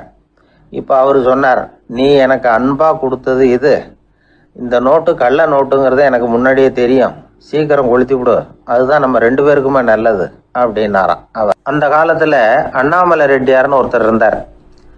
அவர் வெங்கனூர் அப்படிங்கிற கிராமத்தில் இருந்தார். அங்கேருந்து விருத்தாசலம் கோவிலுக்கு தவறாமல் போயிட்டு வந்துக்கிட்டு இருந்தார். இடையில வெள்ளாறு, அதில் ஒரு சமயம் வெள்ளம் வந்துட்டுது. இவரால் போக முடியல. அதோட விளைவு வெங்கனூர்லேயே ஒரு கோவில் கட்டணும் அப்படின்னு முடிவு பண்ணார், சிவாலயம். அந்த சமயத்தில் வடநாட்டில் பஞ்சம். அதனால் அங்கிருந்த பல சிற்பிகள் தென்னாட்டை நோக்கி வர ஆரம்பித்தாங்க. அவங்க வெங்கனூர் வழியாக வர்றது தெரிஞ்சதும் இவர் போய் பார்த்தார். இங்கே ஒரு கோவில் கட்டணும், அதுக்கு நீங்கள் உதவணும்னார். பஞ்ச காலத்தில் இப்படி ஒரு வாய்ப்பு கிடைச்சதில் அவங்களுக்கும் ரொம்ப மகிழ்ச்சி. உற்சாகத்தோடு ஒத்துக்கிட்டாங்க. ஆலய திருப்பணி ஆரம்பமாச்சு. அவங்களுக்கு வேண்டிய எல்லா வசதிகளையும் இவர் செஞ்சு கொடுத்தார். அவங்களுக்கு எந்த குறையும் இல்லாமல் பார்த்துக்கிட்டார். அது மட்டும் இல்லை, ஒவ்வொரு நாளும் அங்கே வருவார். உங்களுக்கு என்ன வேணும் எது வேணும்னு கேட்பார். ஏதாவது குறை இருந்தால் சொல்லுவாங்க, உடனே தீர்த்து வைப்பார். இவரும் கேட்பார், எந்த குறையாக இருந்தாலும் என்கிட்ட சொல்லுங்க அப்படின்னு சொல்லுவார். அதை தவிர இவராகவே கவனிச்சும் அவங்களுக்கு என்னென்ன தேவைங்கிறத கண்டுபிடிச்சி அதையெல்லாம் கொடுத்துக்கிட்டு இருப்பார். என்ன தேவைன்னாலும் அதை நிறைவேற்றி வச்சுருவார். அந்த சிற்பிகளின் தலைவன் ஒருத்தன், அந்த ஆளுக்கு வெத்தலை பாக்கு போடுறது பழக்கம். இதை தெரிஞ்சுக்கிட்டு அதுக்காகவே ஒரு ஆளை ஏற்பாடு பண்ணார். வேணுங்கிறப்போலாம் நீ வெத்தலை சிவல் மடித்து கொடுக்க வேண்டியது உன் வேலை அப்படின்னு ஒருத்தனை ஏற்பாடு பண்ணிட்டார். இப்படியெல்லாம் செஞ்சதும் அவங்களுக்கும் ரொம்ப உற்சாகம். ரொம்ப பொறுப்பாக சிற்ப வேலைகளை செஞ்சுக்கிட்டு இருக்கிறாங்க. ஒரு நாள் என்னாச்சு தெரியுமா, அந்த சிற்பிகளின் தலைவன் ரொம்ப நுணுக்கமாக ஒரு வேலையை செஞ்சுக்கிட்டு இருக்கிறான். சாரம் போட்டு அது மேலே படுத்துக்கிட்டு அண்ணாந்து பார்த்து உச்சியில் நுணுக்கமான சிற்பங்களை உருவாக்கிக்கிட்டு இருக்கான். சிற்பியின் கவனம் செதறப்படாதுங்கிறதுனால இவர் மெதுவாக சத்தம் போடாமல் கிட்ட போய் நின்று அதை கவனிச்சுக்கிட்டு இருக்கிறார். அந்த சிற்பி வழக்கம் போல் வெத்தலை பாக்குக்காக இடது கையை கீழே நீட்டினான். அந்த சமயம் பார்த்து அவருக்கு தாம்பூலம் கொடுக்குறவன் அங்கே இல்லை, எங்கேயோ போயிருக்கிறான். அண்ணாமலை ரெட்டியார் என்ன பண்ணார் தெரியுமா, தனக்காக கொடுக்கப்பட்ட தாம்பூலத்தை வாங்கி சிற்பியின் கையில் கொடுக்குறார். அவன் வாங்கி போட்டுக்கிட்டான். இது என்ன இன்னைக்கு வெத்தலை சீவல் வேறு மாதிரி இருக்குது, வாசனை தாம்பூலமாக இருக்குது அப்படின்னு யோசனை பண்ணிவிட்டு கீழே திரும்பி பார்க்குறார். பார்த்தா ரெட்டியார் மறுபடியும் சிற்பி கை நீட்டும் பொழுது கொடுக்கறதுக்காக தாம்பூலத்தை மடித்து வாங்கி வச்சுக்கிட்டு தயாராக நிற்கிறார். சிற்பிக்கு அதிர்ச்சி. உடனே பொத்துன்னு கீழே குதிச்சான். ஐயா, என்ன இது நீங்களா அப்படின்னா. இவர் சொன்னார், நான் ஒன்றும் தப்பு பண்ணலையே, உன்னுடைய கை புண்ணியம் செஞ்ச கை, கோயில் கட்டுற கை, அந்த கைக்கு தாம்பூலம் கொடுக்கறதுல என்ன தப்பு அப்படின்னாராம். ஏற்கனவே பஞ்சத்தில் அடிபட்டு வந்த எங்களை நீங்கள் ஆதரிச்சதே பெரிய விஷயம். இந்த செயல் என்னை ஒரு பெரிய கடனாளி ஆகிவிட்டது. ஐயா, எங்களுக்கு உணவு உடை இதை மட்டும் நீங்கள் கொடுத்தா போதும், ஊதியம்னு எதுவும் வாங்க மாட்டோம் அப்படின்னு நானும். அந்த சிற்பி எவ்வளோ வற்புறுத்தியும் எதுவும் வாங்கிக்கலையாம். இந்த செய்தியை தமிழ் தாத்தா டாக்டர் ஊவேசா சொல்லியிருக்கிறார். அந்த காலத்தில் எப்படிப்பட்டவங்கெல்லாம் வாழ்ந்துருக்கிறாங்க பாருங்க. இந்த காலத்தில் ஒருத்தர் கோவில் கட்டினார், வேலை செய்கிற எல்லாருக்கும் சாப்பாடு போடுவார், சிற்ப வேலை செஞ்சுட்டு சாப்பிட வர்ற ஒவ்வொருத்தர் கையையும் அன்பாக பிடிச்சு முத்தம் கொடுத்து உள்ளே அனுப்புவார். அந்த கைகளுக்கு நீங்கள் கொடுக்குற மரியாதையா அது அப்படின்னு கேட்டாங்க. அது இல்லைங்க, ஏற்கனவே முதல் பந்தியில் சாப்பிட வந்தவன் மறுபடியும் வர்றானான்னு கண்டுபிடிக்கிறதுக்காக கையை பிடிச்சி மோந்து பார்க்குறேன் அப்படின்னாராம் அவர். ஒரு பெரிய பியானோ கலைஞர் வியன்னாவில் இருந்தார். ரொம்ப புகழ்பெற்ற இசை கலைஞர் அவர். இங்கிலாந்து மகாராணி விக்டோரியா அவருடைய சங்கீதத்தை கேட்கணும்னு ஆசைப்பட்டாங்க. அவரை அரண்மனைக்கு கூப்பிட்டாங்களாம். பியானோ வாசிக்க சொல்லி கேட்டாங்களாம். இவரும் ரொம்ப பிரமாதமாக வாய்ச்சி காட்டியிருக்கார்.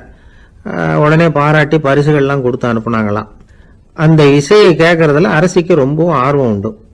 அதனால அதுக்கப்புறமும் அந்த கலைஞர் அடிக்கடி அரண்மனைக்கு வர வேண்டிய அவசியம் ஏற்பட்டது. ஏன்னா அரசி கூப்பிட ஆரம்பிச்சாங்க. இவர் போகணும், அங்கே இசை நிகழ்ச்சி நடத்தணும். இவர் அங்கே பாடி வாசிக்கிறது உண்டு. ஒரு தடவை மகாராணி அவரை பார்த்து, உங்கள் நாட்டு தேசிய கீதம் பாடுங்களேன் அப்படின்னு கேட்டாங்களாம்.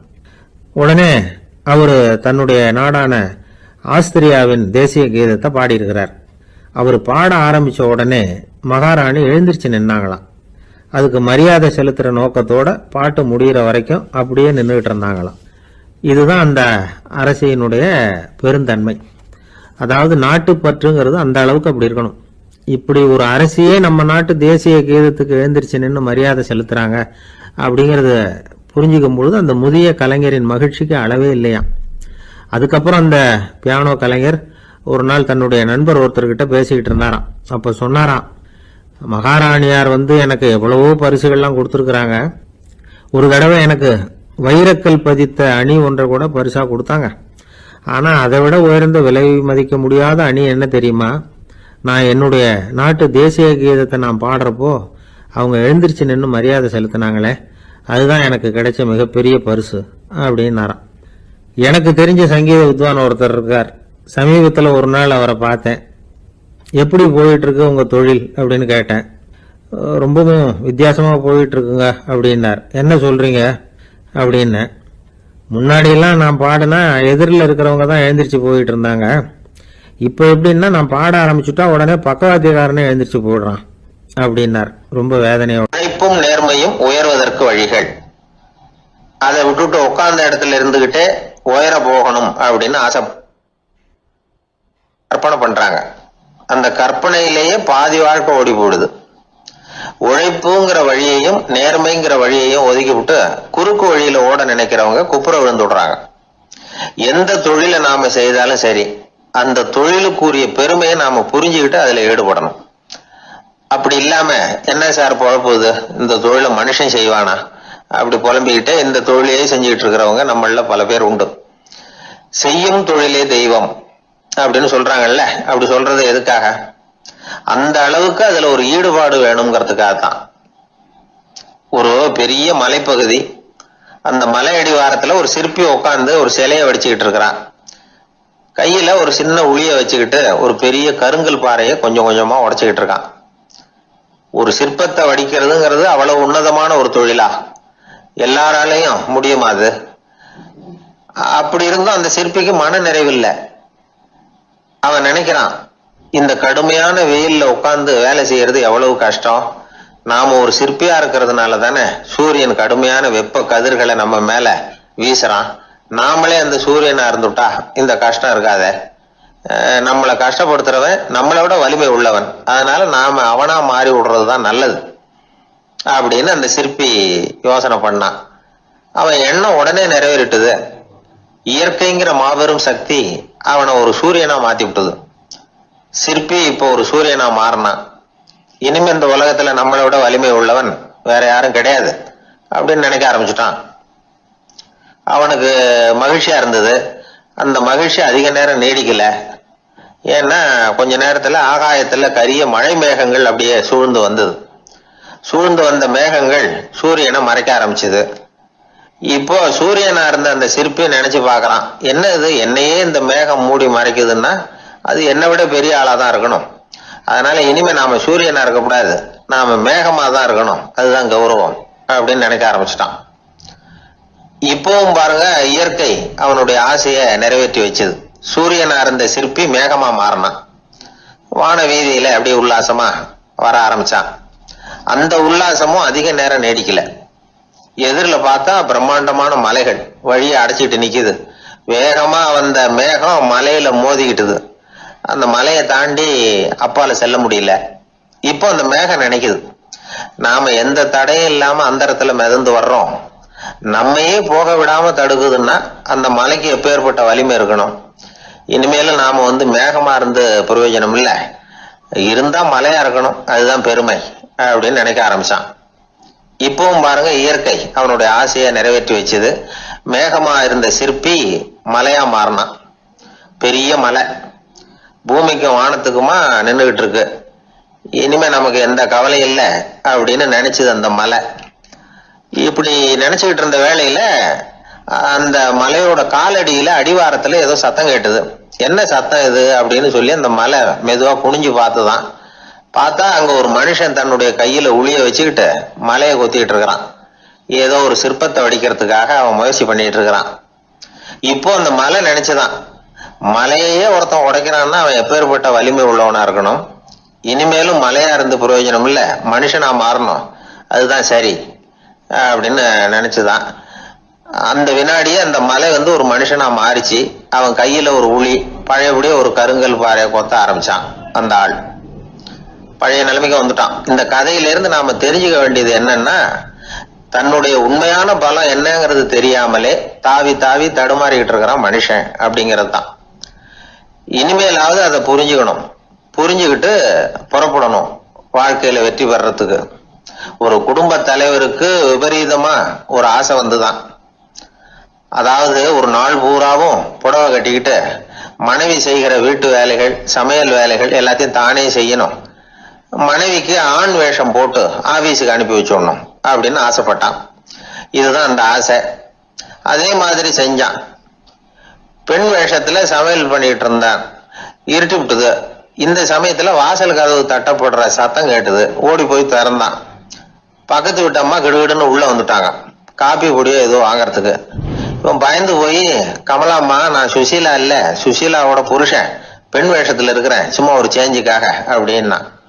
உடனே அந்த அம்மா கிட்ட பயப்படாத, நானும் கமலா இல்ல, கமலாவோட புருஷன், இதுவும் சும்மா ஒரு சேஞ்சுக்காகத்தான் அப்படின்னு.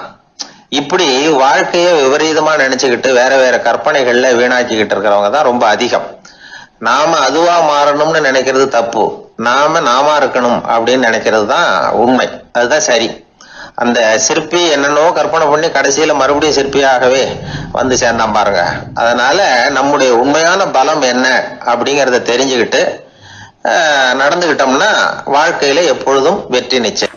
1816 வருஷம் செப்டம்பர் மாதம் 11ஆம் தேதி பிரான்ஸ் தேசத்தில் உள்ள ஒரு மருத்துவமனை.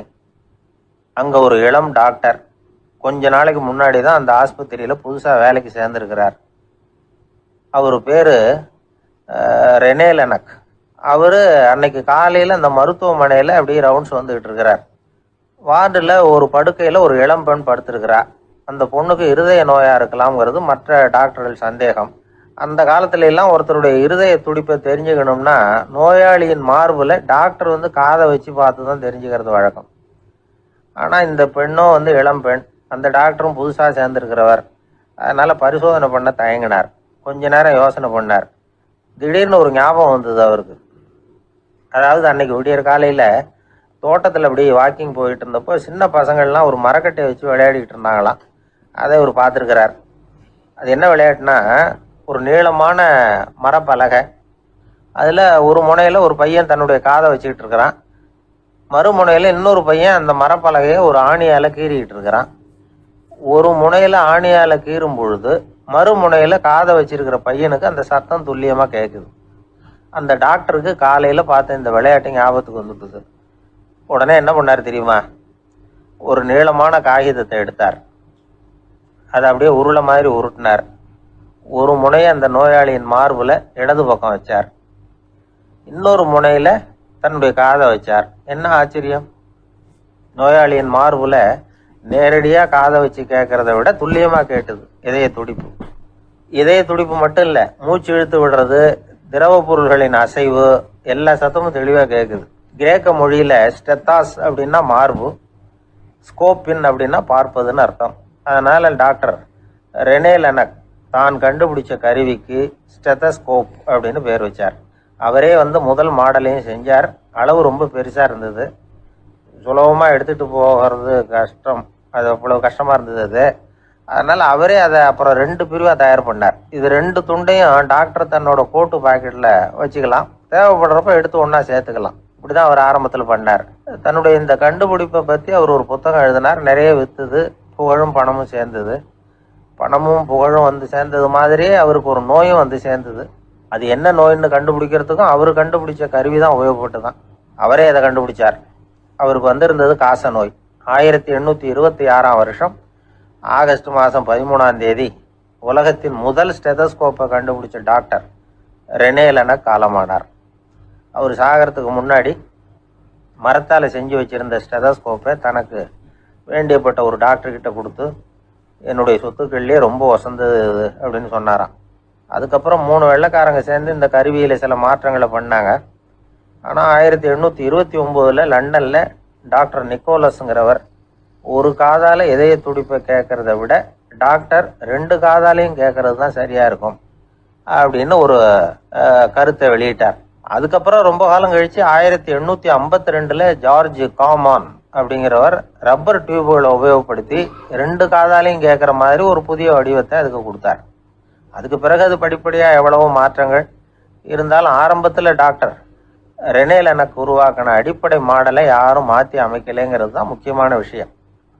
நமக்கு தெரிஞ்ச ஒரு ஆஸ்பத்திரி, அதில் ஒரு நோயாளி, காலை நேரத்தில் நர்ஸு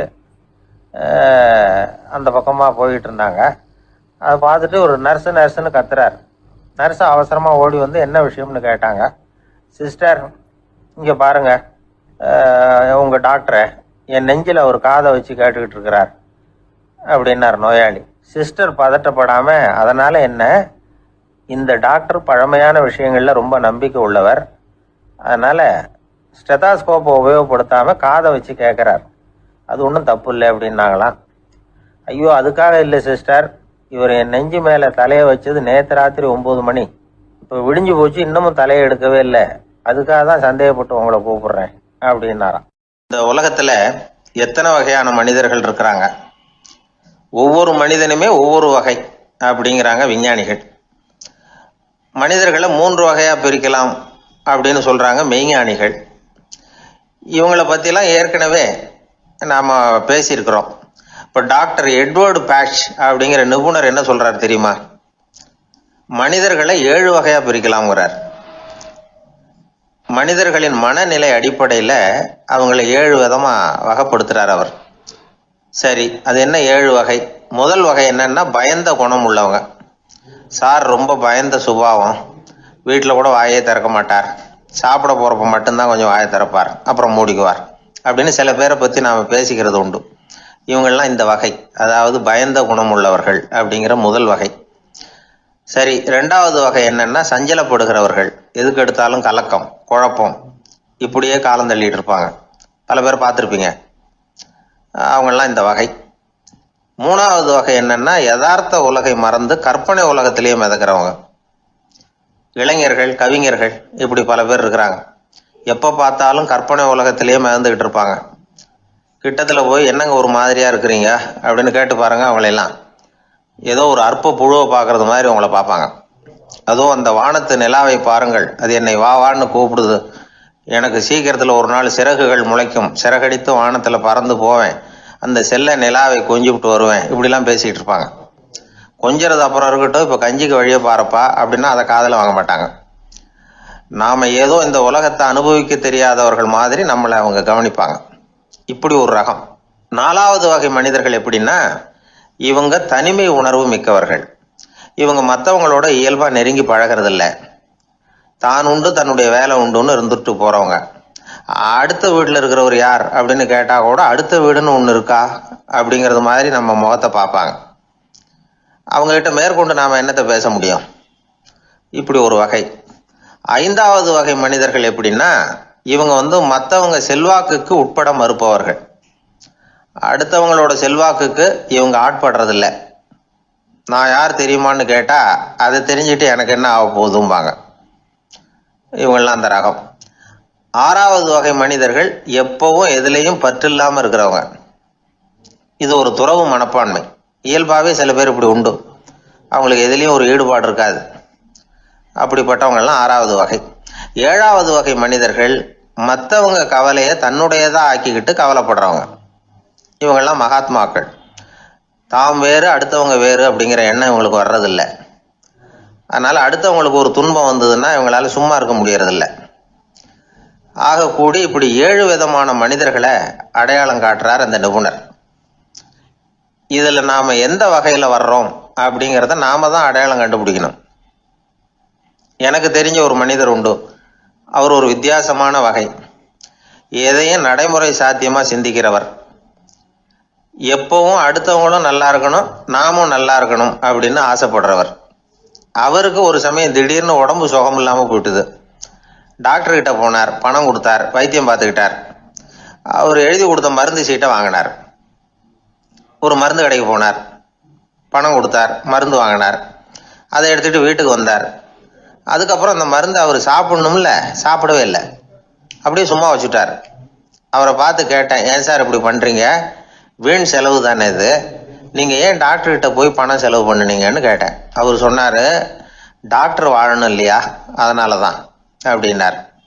சரி, அப்புறம் ஏன் மருந்து வாங்கினீங்க அப்படின்னு கேட்டேன். மருந்து கடைக்காரர் வாழணும் இல்லையா, அதனாலதான் அப்படின்னார். சரி, அப்புறம் ஏன் வாங்கின மருந்து சாப்பிடாம வச்சுட்டீங்க அப்படின்னதுக்கு, நான் வாழணும் இல்லையா அதனாலதான் அப்படின்னார். இவர் வாழ்க்கையை புரிஞ்சுக்கிட்டவர். இப்படி வாழ்க்கையை புரிந்து கொண்டு வாழ தெரிஞ்சுக்கணும். எந்த வகை மனிதர் நாம் அப்படிங்கிறத புரிஞ்சுக்கிட்டு வாழ்ந்தோம்னா வாழ்க்கையில வெற்றி நிச்சயம். எதிர்காலத்தை நினைச்சா எனக்கு ரொம்ப பயமா இருக்கு சார் அப்படின்னு சொல்றவங்க நிறைய பேர் இருக்கிறாங்க. அதாவது பயப்படாத மனிதர்கள்னு யாருமே கிடையாது. ஒவ்வொருத்தருக்கும் ஒவ்வொரு விதமான பயம் இருந்தாலும் ஒட்டுமொத்தமா பாக்குறப்போ மனிதனுக்கு 6 விதமான பய உணர்வுகள் வரலாம் அப்படின்னு பெரியவங்க சொல்றாங்க. எல்லா விதமான பயமும் இந்த 6 வகைக்குள்ள அடக்கம். அந்த 6 வகை பயமும் 6 எதிரிகள் மாதிரியாம். 6 எதிரிகளையும் புரிஞ்சுக்கிட்டோம்னா போதும், வாழ்க்கையில சுலபமா வெற்றி அடைய முடியும்.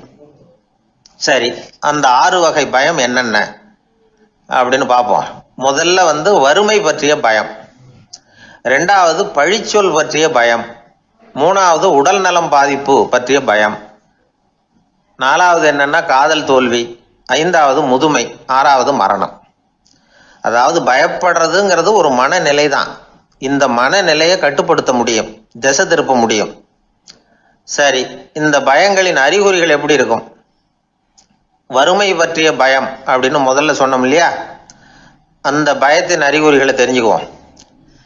எதுலேயும் அக்கறை இல்லாம இருக்கிறது, ஒரு குறிக்கோள் இல்லாம இருக்கிறது, வறுமையை சகிச்சுக்கிறது, வாழ்க்கையில கிடைக்கிறது எதுவா இருந்தாலும் ஆட்சேபனை இல்லாமல் ஏத்துக்கிறது, மனசாலும் உடம்பாலும் சோர்ந்து போயிருக்கிறது, ஆர்வம், முனைப்பு, கற்பனை திறன் எதுவுமே இல்லாம இருக்கிறது. இதெல்லாம் தான் அந்த வறுமை பற்றிய பயத்தின் அறிகுறிகள். அந்த அடுத்தது ஒன்று பார்த்தோமே, பழிச்சொல் பற்றிய பயம். அதாவது அடுத்தவங்க நம்மளை குறை சொல்லி விடுவாங்களோ அப்படிங்கிற பயம். இதுக்கு அறிகுறி என்ன தெரியுமா? புதியவர்களை சந்திக்கிறதுக்கு பயப்படுறது, முடிவு எடுக்க முடியாம குழம்புறது, பிரச்சனைகளை தவிர்க்க விரும்புறது, தாழ்வு மனப்பான்மை, வரவுக்கு மீறி செலவு செஞ்சு இமேஜை உயர்த்திக்கிறது, குறிக்கோள் இல்லாத வாழ்க்கை. இதெல்லாம் தான் அதுக்கு அறிகுறிகள். 3வது பயம் உடல் நலம் பாதிப்பு பற்றிய பயம். அதாவது நோய் பற்றிய பயம். ஒரு உண்மை என்ன தெரியுமா? டாக்டரை சந்திக்கிற மனிதர்கள்ல 75% பேர் தங்களுக்கு நோய் வந்துட்டுதுங்கிற கற்பனையில் இருக்கிறவங்களாம். நிஜமாவே நோய் கிடையாது அவங்களுக்கு. இந்த பயத்தின் அறிகுறிகள் என்னன்னா, வியாதிக்கான அறிகுறிகள் தன்னிடம் இருக்கிறதாக நினைச்சுக்கிறது, எந்த நேரமும் வியாதியை பற்றியே பேசி பேசி மனசை அங்கேயே வச்சிருக்கிறது, நோய் சம்பந்தமான செய்திகளை படித்து நமக்கு இப்படி ஆயிடுமோ அப்படின்னு வேதனைப்படுறது, இதெல்லாம் தான் அதுக்கு அறிகுறிகள். 4வது பயம் காதல் தோல்வி. இது ரொம்ப வேதனை, உடம்பையும் மனசையும் சீரழிச்சு விடும். ஆண்களை விட பெண்கள் தான் இந்த பய உணர்வில் அதிகமாக பாதிக்கப்படுறாங்க. 5வது முதுமை பற்றிய பயம். 6வது மரண பயம், வயசான காலத்தில் எப்படி சமாளிக்கிறது அப்படிங்கிற பயம். ஆக இதையெல்லாம் நாம் புரிஞ்சிக்க வேண்டியது ரொம்ப அவசியம். இந்த 6 வகை பயங்களை சரியாக புரிஞ்சுக்கிட்டு நாம் நடந்துக்கணும். வாழ்க்கையின் முன்னேற்றத்துக்கு இந்த பயங்கள் முட்டுக்கட்டே ஆகிடக்கூடாது. உழைச்சி பணம் சேர்க்கணும், உற்சாகமாக மனசை வச்சுக்கணும். மனசை கட்டுப்படுத்துகிற மார்க்கம் தெரிஞ்சுக்கிட்டா போதும், எல்லாம் சரியாக வந்துடும். நம்ம ஆள் ஒருத்தன் சொன்னான், சார் எனக்கு வறுமை பற்றிய பயம்தான் இருந்தது, ஒரே ராத்திரியில் 30,000 ரூபா தயார் பண்ணிவிட்டேன், இப்போ எனக்கு இன்னொரு பயம் வந்துட்டுதுன்னா. என்ன பயம்னு கேட்டாங்க. போலீஸு கண்டுபிடிச்சிருமோங்கிற பயம்னா. இது இந்த பயத்தில் அடங்காது. அதனால் அஞ்சி அஞ்சி சாவார், அஞ்சாத பொருள் இல்லை அப்படின்னு பாரதி சொன்னார் இல்லையா, அது மாதிரி பயத்தை புரிந்து கொண்டு அதற்கு தகுந்த மாதிரி நம்முடைய வாழ்க்கையை அமைத்து கொள்ள வேண்டும். அப்படி அமைத்து கொள்ளுகிறவர்களுக்கு வெற்றி நிச்சயம். ஒரு புகழ்பெற்ற ஜப்பானிய சாமுராய் வீரன், வாள் வீசுறதுல ரொம்ப கெட்டிக்காரன். ஒரு கடுமையான போரில் கலந்து கொண்டுட்டு களைச்சி போய் திரும்பி வந்தான். படுக்கையில் விழுந்தான். பக்கத்தில் என்னமோ சத்தம் கேட்டுது. திரும்பி பார்த்தான். ஒரு எலி அவனை முறைச்சி பார்த்துக்கிட்டு இருந்தது. உடனே வாழை உருவனா வீசினான். அது தப்பிச்சிட்டு ஓடி போச்சு. எவ்வளோ முயற்சி பண்ணி பார்த்தா முடியல. கடைசியில் அந்த வாள் முறிஞ்சு போனது தான் மிச்சம். ஒரு பக்கம் அவனுக்கு இது அவமானமாக போயிட்டுது, இன்னொரு பக்கம் பயமாக போயிட்டுது. எவ்வளவோ போர்களில் எதிரிகளை பந்தாடினவன் அவன் ஒரு எலிகிட்ட தோற்று போய்டுறதா அவனால் சகிச்சிக்க முடியல. மனைவி கிட்ட சொன்னான் இப்படி நடந்துட்டுதுன்னு. அவள் சிரிச்சா. உங்களுக்கு புத்தியே இல்லை, எலியை போய் யாராவது வாளால் வெட்டுவாங்களா அப்படின்னு அந்த அம்மா சொன்னதும், நீ என்ன சொல்கிறேன்னா, ஒரு பூனையை கொண்டுட்டு வந்துட்டா போதும், அதுக்கப்புறம் ஏன் எலி வரப்போகுது அப்படின்னு அந்த அம்மா. உடனே ஒரு பூனை வந்து சேர்ந்தது. அது சாதாரண பூனை இல்லை, வீர சாகசங்கள்லாம் செஞ்சு பழக்கப்பட்ட பூனை. பெரிய இடத்துல வளர்ந்தது. அதை கொண்டுட்டு வந்துட்டாங்க. அந்த பூனை குறிப்பாத்து எலி மேலே பாஞ்சுது. ஆனால் அந்த எலியை சுலபமாக தப்பிச்சு போயிட்டுது. அடுத்தபடியாகவும் பாயறதுக்கு முயற்சி பண்ணிச்சு அந்த பூனை. ஆனால் அந்த எலியோ ரொம்ப தந்திரமாக திடீர்னு அந்த பூனையின் முகத்துக்கு நேராக பாஞ்சுது. அவ்வளவுதான். அந்த பூனை பயந்து போய் ஒரே தாவி ஜன்னல் வழியாக வெளியில் ஓடி போச்சு. அந்த வீரனுக்கு இது ஒரு பெரிய அதிர்ச்சியாக இருந்தது. அடுத்தபடியாக யோசனை பண்ணான். ராஜா வளர்த்துக்கிட்டு இருந்த அரண்மனை பூனையை ஒரு நாள் ஏரவலா கேட்டு வாங்கிட்டு வந்தான். ஊர் உலகம்லாம் பேர் வாங்கின பூனை இது. அந்த பூனையாலும் அந்த எலியை ஒன்றும் செய்ய முடியல. வீரனுக்கு ரொம்ப அதிர்ச்சி. அந்த அரண்மனை பூனைகிட்டேயே போய் புலம்புனான். அரண்மனை பூனையே, நீயே தோற்று போயிட்டியே, இனிமேல் நான் என்ன செய்ய முடியும்னா. அந்த பூனை சிந்திச்சுது.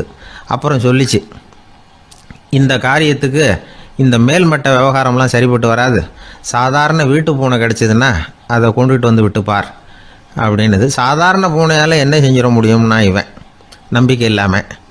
இப்போ அந்த அரண்மனை பூனை சொல்லிச்சு, பெரிய வீட்டு பூனையெல்லாம் நல்லா சாப்பிட்டு தூங்கி பழக்கப்பட்டிருக்கோம். அதுக்கெல்லாம் ராஜதந்திரம் தெரியும், ஆனால் எலி பிடிக்க தெரியாது. அதுக்கான வளர்ப்பும் இல்லை, பயிற்சியும் இல்லை. ஏன்னா அதுக்கெல்லாம் பசி கிடையாது. சாதாரண வீட்டு பூனை அப்படி இல்லை, பசிக்கு ஆகாரம் தேடி அலையும். எலிகளை பிடிச்சி சாப்பிட்டுட்டு தான் உயிர் வாழும். அதனால் அதுகளுக்கு எலியை பிடிக்கிற எல்லா உத்திகளும் தெரியும், எங்களுக்கு தெரியாது அப்படின்னுது. அது சரியே, அதுவும் பூனை தான், நீயும் பூனை தான், அதால் முடிகிற காரியம் ஏன் உன்னால் முடியல அப்படின்னு கேட்டான் இவன். இதுக்கு அந்த பூனை சொல்லிச்சு, இதே கேள்வியை நானும் கேட்டேன், உன்னுடைய தந்திர முறை என்னன்னு கேட்டேன். அதுக்கு பதில் சொல்லாமல் படுத்து தூங்கி போச்சு. அதை மறுபடியும் எழுப்பி கேட்டேன், அதுக்கு கோவம் வந்துட்டுது. இதில் என்ன தந்திர முறை வேண்டியிருக்கு, நான் ஒரு பூனை, அவ்வளவுதான்.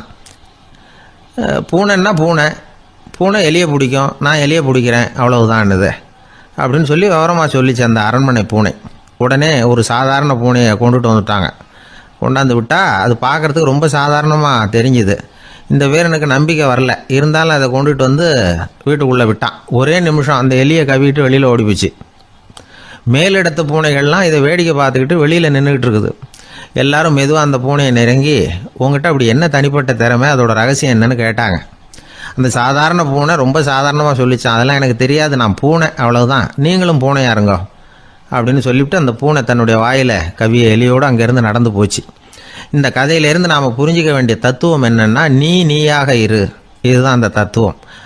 நம்ம ஒவ்வொருத்தருக்கு உள்ளேயும் ஒரு தனித்தன்மை இருக்குது. இதை அவங்கவுங்க புரிஞ்சுக்கிட்டு உண்மை இயல்பு புரிஞ்சுக்கணும். நம்முடைய இயல்பு என்னங்கிறது நமக்கு தெரியணும். அதை கண்டுபிடிக்கிறது தான் உண்மையான கலை. ஒரு பெரிய மனுஷன் வாயை அகலமாக திறந்து வச்சுட்டு தூங்கிட்டு இருந்தான். உடனே ஒரு எலி உள்ளே பூந்துட்டு தான். வீட்டு வேலையாள் டாக்டருக்கு ஃபோன் பண்ணான். எங்கள் முதலாளி வாய்க்குள்ளே ஒரு எலி பூந்துட்டுது டாக்டர் அப்படின்னா. நான் உடனே புறப்பட்டு வரேன், அதுக்கு முன்னாடி நீ ஒரு ரொட்டி துண்டை எடுத்து ஒரு வாய்க்கு முன்னாடி காட்டு, உள்ளே போன எலி வெளியில் வந்துடும்னார் டாக்டர். சரின்னு சொல்லிவிட்டான். கொஞ்ச நேரத்தில் டாக்டர் அங்கே போய் சேர்ந்தார். அப்போ வேலைக்காரன் ஒரு பெரிய மீனை அவர் வாய்க்கு நேராக இப்படியும் இப்படியும் ஆட்டிக்கிட்டு இருந்தான். நான் ரொட்டி துண்டை தானே காட்ட சொன்னேன்னார் டாக்டர். அவன் சொன்னான், எலியை வெளியில் கொண்டுட்டு வர்றதுக்கு ரொட்டி துண்டை காட்ட சொன்னீங்க டாக்டர், அதுக்கப்புறம் அந்த எலியை துரத்திக்கிட்டு ஒரு பூனை உள்ளே போயிருக்கு, அதுக்காக தான் இந்த மீனை காட்டிகிட்டு இருக்கேன் நானா. இது எதுக்குன்னா இப்படி வேடிக்கையாக சொல்கிறது, பூனை பூனையாக இருக்க வேண்டும், எலி எலியாக இருக்க வேண்டும், மனுஷன் மனுஷனாக இருக்க வேண்டும் அப்படிங்கிறத புரிஞ்சுக்கிறது. நாம இருக்கிற வரை வெற்றி நிச்சயம். ஒரு ஊரில் ஒரு ஆள் இருந்தான்.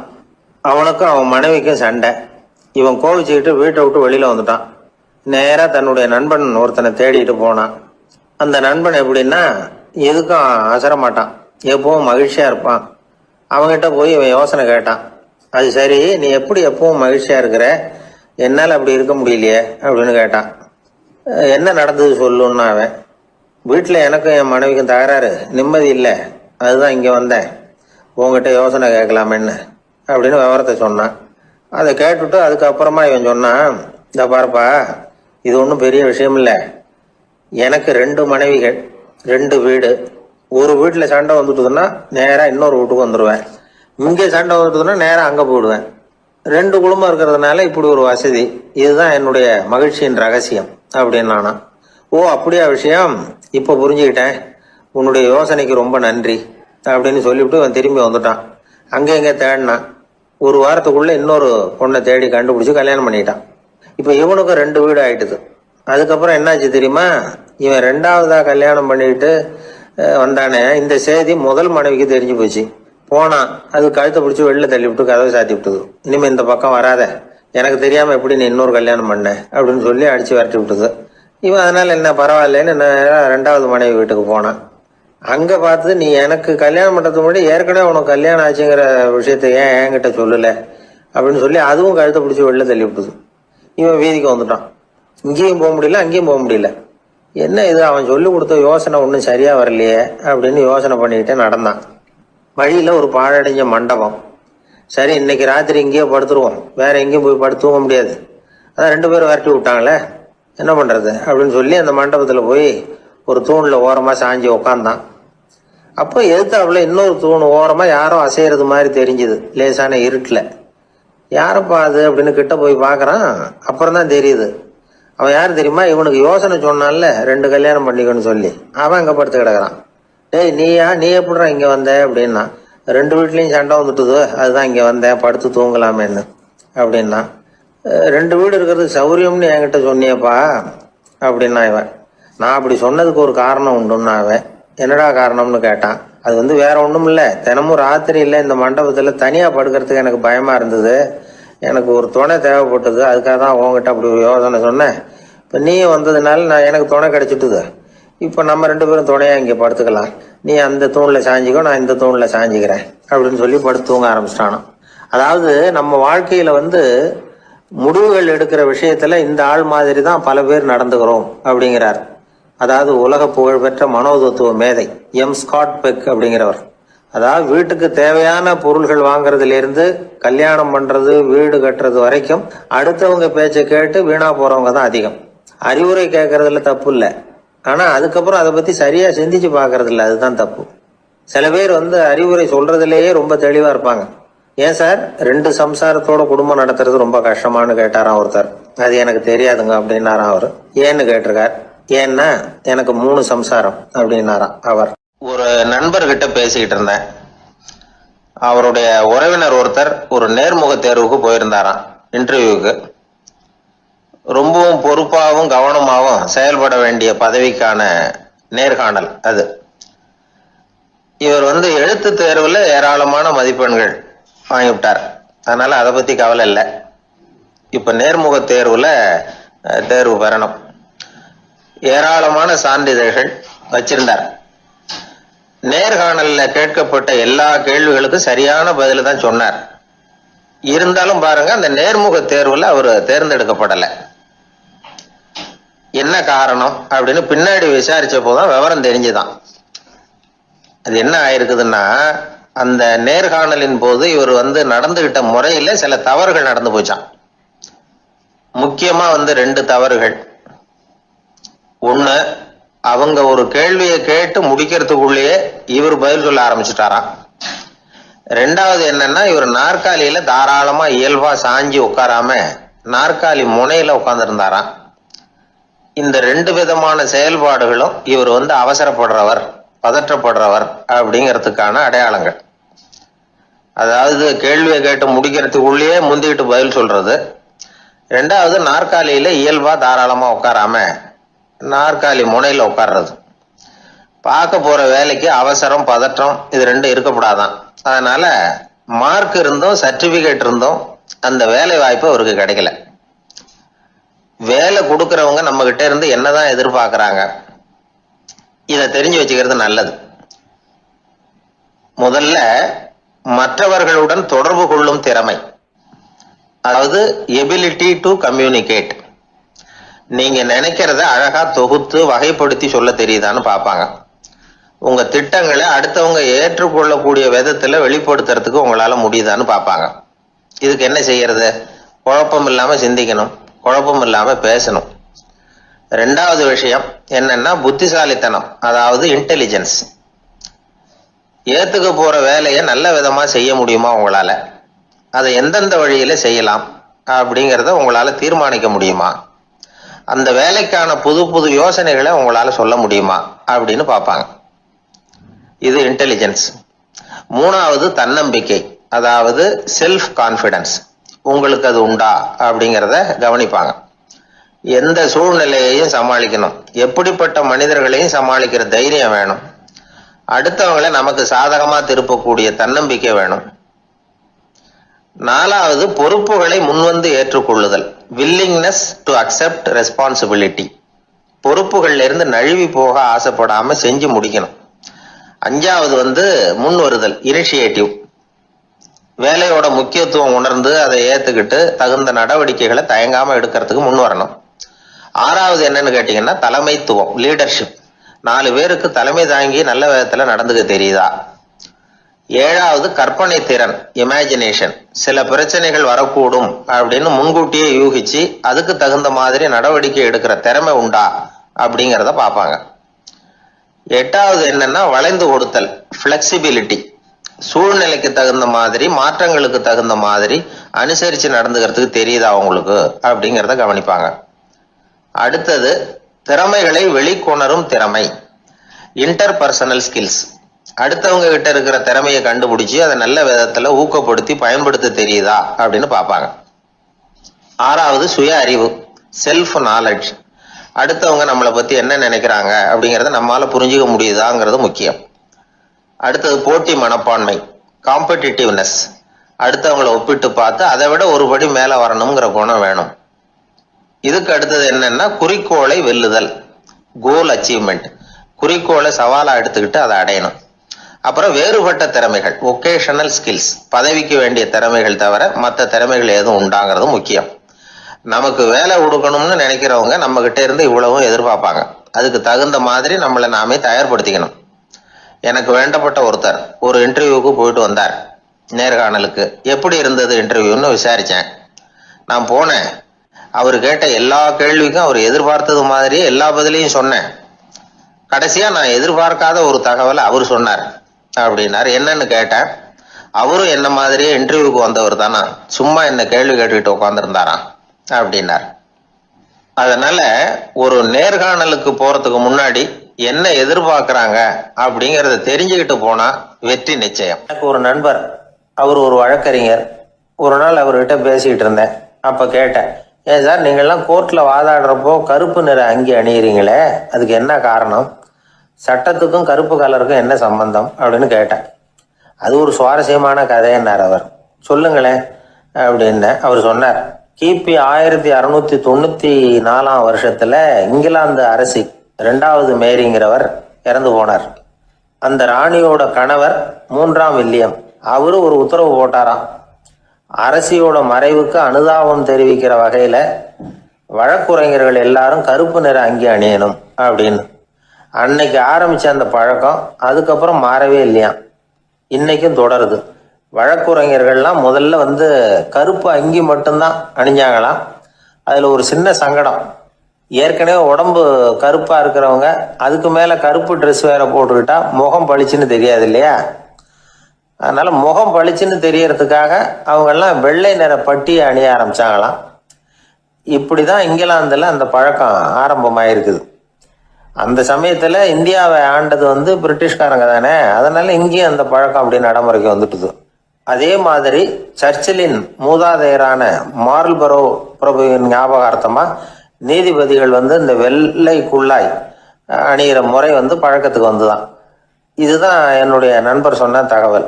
இங்கிலாந்துல நீதிமன்றம்ங்கிறது ரொம்ப மதிப்புள்ளது. அந்த அளவுக்கு சட்டத்துக்கு அங்க மரியாதை. அங்க நடந்த ஒரு சுவாரஸ்யமான நிகழ்ச்சியை ஒரு சகோதரி எழுதி அனுப்பியிருந்தாங்க. அவங்க அப்பா நீதித்துறையை சேர்ந்தவரா, அவர் சொன்னதான் இது. அவங்க எழுதி அனுப்பியிருந்த விஷயம் என்னன்னா, அங்க ஒரு கேஸ்ல ஒரு முக்கியமான தீர்ப்பு வழங்க வேண்டி இருக்குது. ஜட்ஜு, பாரட்லா படிச்ச பெரிய பெரிய வக்கீல்கள், ஜூரி எல்லாருமா கூடி அந்த கேஸை பத்தி விவாதிக்கணும். சுமாரா 40 பேர். இதுக்காக கோர்ட்டு ஹாலில் விசேஷ சேம்பர்ல நுழையறதுக்கு முன்னாடி அவங்கெல்லாம் தங்களுடைய கோட்டு தொப்பி எல்லாத்தையும் கழட்டி அங்க நின்றுகிட்டு இருந்த ஒரு அட்டெண்டர் கிட்ட கொடுத்துட்டு உள்ள போனாங்க. அந்த ஆள் படிக்காதவர். அவரு ஒவ்வொருத்தர் கொடுக்கறதையும் வாங்கி அங்க அப்படியே ஒரு இடத்துல அடுக்கி வைக்கிறார். அப்படியே வாங்கி உள்ள வச்சுக்கிட்டு இருக்கிறார் ஒவ்வொரு இடத்துல. அது அவரோட வேலை. உள்ள போன ஜட்ஜி, வக்கீல், ஜூரி எல்லாரும் ரொம்ப நேரமா அந்த கேஸை பத்தி விவாதிக்கிறாங்க. ஒரு நாள் பூரா ஆயிட்டுது. அவ்வளவு தீவிரமா அக்கு வேறு ஆணி வேறைய பிச்சு உதறி இருக்கிறாங்க. ஒரு வழியா 13 மணி நேரம் கழிச்சு வெளியில வந்திருக்கிறாங்க. ஒவ்வொருத்தரா வர வர அந்த அட்டெண்டரும் அவங்கவுங்க கோட்டு தொப்பிய அவங்க கிட்ட எடுத்து ரொம்ப மரியாதையா திருப்பி கொடுத்துக்கிட்டு இருக்கிறார். கடைசியா ஜட்ஜ்மெண்ட்லாம் எழுதி முடிச்சுட்டு ரொம்ப திருப்தியோடவும் களைப்போடவும் வெளியில வந்துகிட்டு இருக்கிறாராம்.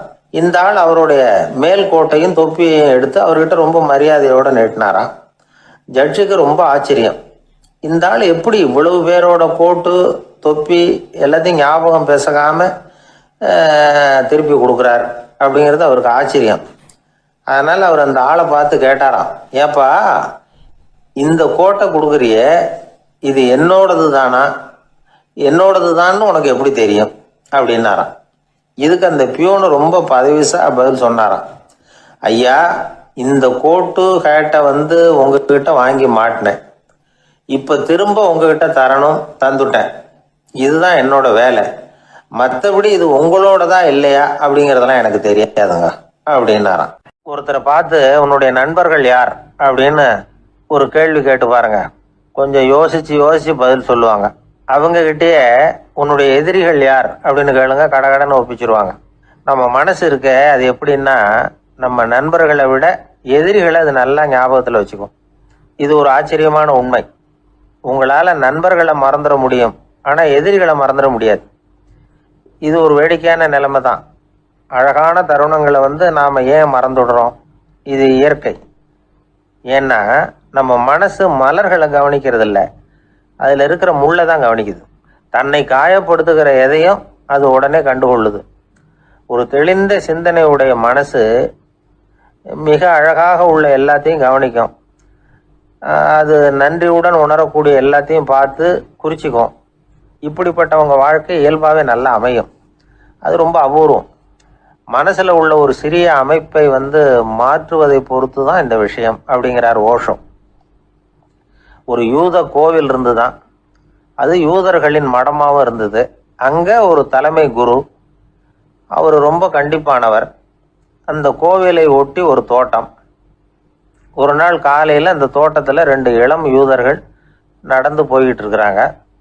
காலையில 1 மணி நேரம், மாலையில 1 மணி நேரம் அவங்க அந்த தோட்டத்துல நடக்கிறதுக்கு அனுமதி உண்டு. மற்ற நேரங்கள்ல அவங்க மத புத்தகங்களை படிக்கணும், பிற விதிமுறைகளை கடைபிடிக்கணும். அந்த 2 பேருமே தொடர்ந்து புகைப்பிடிக்கிற பழக்கம் உள்ளவங்க. ஆனால் கோவில் மடத்தில் இருக்கிறப்போ அவங்க புகைப்பிடிக்க முடியாது, அது கடுமையான குற்றம். சரி, நாம் தோட்டத்தில் இருக்கிறப்போவாவது புகைப்பிடிக்கலாமா அப்படின்னு ஒரு ஆசை அவங்க 2 பேருக்குமே. இருந்தாலும் பயம். இப்படி கேட்டால் மத குரு என்ன சொல்லுவாரோ அல்லது என்ன செய்வாரோங்கிற பயம். இப்படியே கொஞ்ச நாள் ஆச்சு. ஒரு நாள் அந்த 2 பேரில் ஒருத்தன் ரொம்ப கலங்கி போய் அந்த கோவில்ல இருந்து வெளியில் வந்துக்கிட்டு இருந்தான். வந்தவன் நேராக தோட்டத்து பக்கம் போனான். அங்கே இன்னொருத்தன் ஆனந்தமாக புகை பிடிச்சிக்கிட்டு இருக்கிறான். அதை பார்த்து தான் இவனுக்கு அதிர்ச்சி. அட கடவுளே, என்ன இது, நீ கேட்காமலே ஆரம்பிச்சிட்டியா அப்படின்னா. இல்லை இல்லை, நான் கேட்டுவிட்டு தான் ஆரம்பிச்சிருக்கேன்னா அவன். அப்படியா, என்ன மனுஷன் இவர், நானும் தான் கேட்டேன், என்ன கண்ணாமுன்னான்னு திட்டி விட்டார். இது என்ன கோவிலா இல்லை நரகமா? உனக்கு புகை பிடிக்கணும்னு ஆசையாக இருந்தால் நரகத்துக்கு போகணும்னு சொல்லிவிட்டார். அது சரி, உன்னை மட்டும் எப்படி அனுமதிச்சார் அப்படின்னு கேட்டான் இவன். அவன் சிரிச்சுக்கிட்டே, நீ எப்படி கேட்ட சொல்லு அப்படின்னா. நாம் இந்த தோட்டத்துக்கு வர அனுமதிக்கப்பட்டிருக்கிறதே ஜபத்துக்காகத்தானே, அதனால் நான் ஜபம் சொல்லும் பொழுது புகை பிடிக்கலாமா அப்படின்னு கேட்டேன். அதுக்கு தான் அவர் சத்தம் போட்டு என்னை அடிக்கவே வந்துட்டார் அப்படின்னா இவன். நீ ஒரு மாதிரியாக கேட்டிருக்க, நான் வேற மாதிரியாக கேட்டிருக்கிறேன். ஜபம் சொல்லும்போது புகை பிடிக்கலாமான்னு நீ கேட்டிருக்க. ஐயா, புகை பிடிக்கும் பொழுது ஜபிக்கலாமா அப்படின்னு நான் கேட்டேன். அதில் தப்பு ஒன்றும் இல்லை அப்படின்னு பதில் சொல்லிட்டார் அப்படின்னா. ஒரு சிறிய மாற்றம்தான் அது மிகப்பெரிய மாறுதலை ஏற்படுத்தி விட்டது. மனசு நல்ல விதமாக சிந்திக்க ஆரம்பிச்சுட்டுதுன்னா மகிழ்ச்சிக்கு பஞ்சம் இல்லை. ஒரு கஞ்சன் ஆற்றுல விழுந்துட்டான். வெள்ளத்தில் தத்தளிச்சுக்கிட்டு இருக்கிறான். கரையில் நின்ன ஒருத்தர், உன் கையை கொண்டா இப்படி பிடிச்சி இழுத்து கரையில் சேர்த்து விடுறேன்னார். எதையும் கொடுத்து பழக்கம் இல்லாத அவன் கையையும் கொடுக்க மாட்டேன்னுட்டான். இவர் பார்த்தார். உன் கையை கொடுன்னு சொல்கிறதுக்கு பதிலாக நான் என் கையை கொடுக்குறேன் பிடிச்சிக்கோ அப்படின்னார். அவன் கப்புன்னு பிடிச்சிக்கிட்டான், இழுத்து கரையில் போட்டு. உலகத்தில் எது எதுக்கும் ஆராய்ச்சி கூடங்கள் இருக்குது இல்லை, அது மாதிரி தூக்கத்தை பற்றி ஆராய்ச்சி பண்ணுறதுக்கு ஒரு ஆராய்ச்சி கூடம் இருக்குது. அப்படி ஆராய்ச்சி பண்ணணும்னா அதுக்கு மூழ்கிக்கிட்டு இருக்கணும்ல. அதனால தான் அந்த ஆராய்ச்சி கூடம் இங்கே இல்லை. அமெரிக்காவில் பாஸ்டன் பல்கலைக்கழக மருத்துவமனையில் அது இருக்குது. அங்கே தூக்கத்தை பற்றி பல விதமான ஆராய்ச்சிகள் பண்ணிகிட்டு இருக்கிறாங்க. அந்த ஆராய்ச்சி கூடத்தில் இயக்குனராக இருக்கிற ஒரு நிபுணர், அவர் என்ன சொல்கிறாரு தெரியுமா? உங்களுக்கு தூக்கம் வரலையா, நீங்கள் நல்லா தூங்குறதுக்கு தாராளமாக சில யோசனைகளை என்னால் சொல்ல முடியும் அப்படிங்கிறார். யோசனை தானே, காசா பணமாக கேட்டு வச்சுக்கலாமே. உணவு, மனநிலை, தூங்கும் இடத்தோட சூழ்நிலை, படுக்கைக்கு செல்றப்போ உள்ள பழக்க வழக்கங்கள், இது காரணமாக ஒருத்தருக்கு தூக்கம் வராமல் போகலாம். தூக்கம் வராததுக்கு இதுதான் காரணம்னா அதையெல்லாம் சுலபமாக கட்டுப்படுத்தலாங்கிறார் அவர். தூக்கத்தை வரவழைக்கக்கூடிய ஒரு நல்ல மருந்து உடற்பயிற்சி. ஆனால் ஒன்று, படுக்க போகிற நேரத்தில் இது மாதிரி உடற்பயிற்சிகள் எல்லாம் செய்யக்கூடாது. கொஞ்சம் முன்னாடி பகல்லையே இந்த பயிற்சிகளை செய்கிறது நல்லது. தூக்கம் வராமல் அவதிப்படுறவங்க பிற்பகல் நேரங்களில் காஃபி, டீ இது மாதிரி பானங்களை சாப்பிடக்கூடாது. மது அருந்துறது கூட தூக்கத்தை பாதிக்கும். வெது வெதுப்பான நீரில் குளிக்கிறது, தியானத்தில் ஈடுபடுறது, ஓய்வாக இருக்கிறது, படுக்கிறது, அதாவது படுக்கிறதுக்கு முன்னாடி ஒரு குவளை பால் சாப்பிட்றது, இதெல்லாம் தூக்கத்தை வரவழைக்கிறது ரொம்ப உதவியாக இருக்கும். இன்னொரு விஷயம் என்னென்னா, தூங்கி ஆகணுமேங்கிற கவலை வேண்டியதில்லை. அப்படி நினச்சி கவலைப்படுறதை விட்டுடணும். தூக்கம் வரலையா, உடனே படுக்கையை விட்டு எழுந்திரிக்க வேண்டியது. வெளியில் வாங்க, வேறு ஏதாவது வேலையில் ஈடுபடுங்க, கொஞ்சம் நேரம் உலாவுங்க, அல்லது ஏதாவது ஒரு புஸ்தகத்தை எடுத்து படிங்க. களைப்பு ஏற்பட்டால் மறுபடியும் படுக்கைக்கு போங்க, தூக்கம் தானே வந்துடும். ஒரு விஷயத்தை மட்டும் நல்லா ஞாபகத்தில் வச்சுக்கணும். படுக்கைக்கு போகிறப்போ உங்கள் மற்ற எல்லா பிரச்சனைகளையும் மறந்துடணும். அது எப்படி சார் முடியும், அந்த நேரம் தானே எல்லா பிரச்சனையும் வரிசையாக ஞாபகத்துக்கு வருது அப்படின்னு நாம் நினைக்கலாம். ஆனால் பழக்கத்தில் அதை நாம் மாற்றிக்க முடியும். கொஞ்சம் முயற்சி பண்ணணும், அவ்வளோதான். இது எல்லாமே ஆராய்ச்சி பண்ணி பார்த்துட்டு அந்த நிபுணர் சொல்கிற கருத்து தான். இன்னொரு விஷயமும் அவர் சொல்கிறார். அது என்னென்னா, உடல் கோளாறு காரணமாக தூக்கம் வராமல் அவதிப்படுறவங்களுக்கெல்லாம் இந்த யோசனைகள் சரியாக வராது அப்படிங்கிறார். அதுக்கெல்லாம் மருத்துவ சிகிச்சை கொடுத்து தான் சரி பண்ணணும்.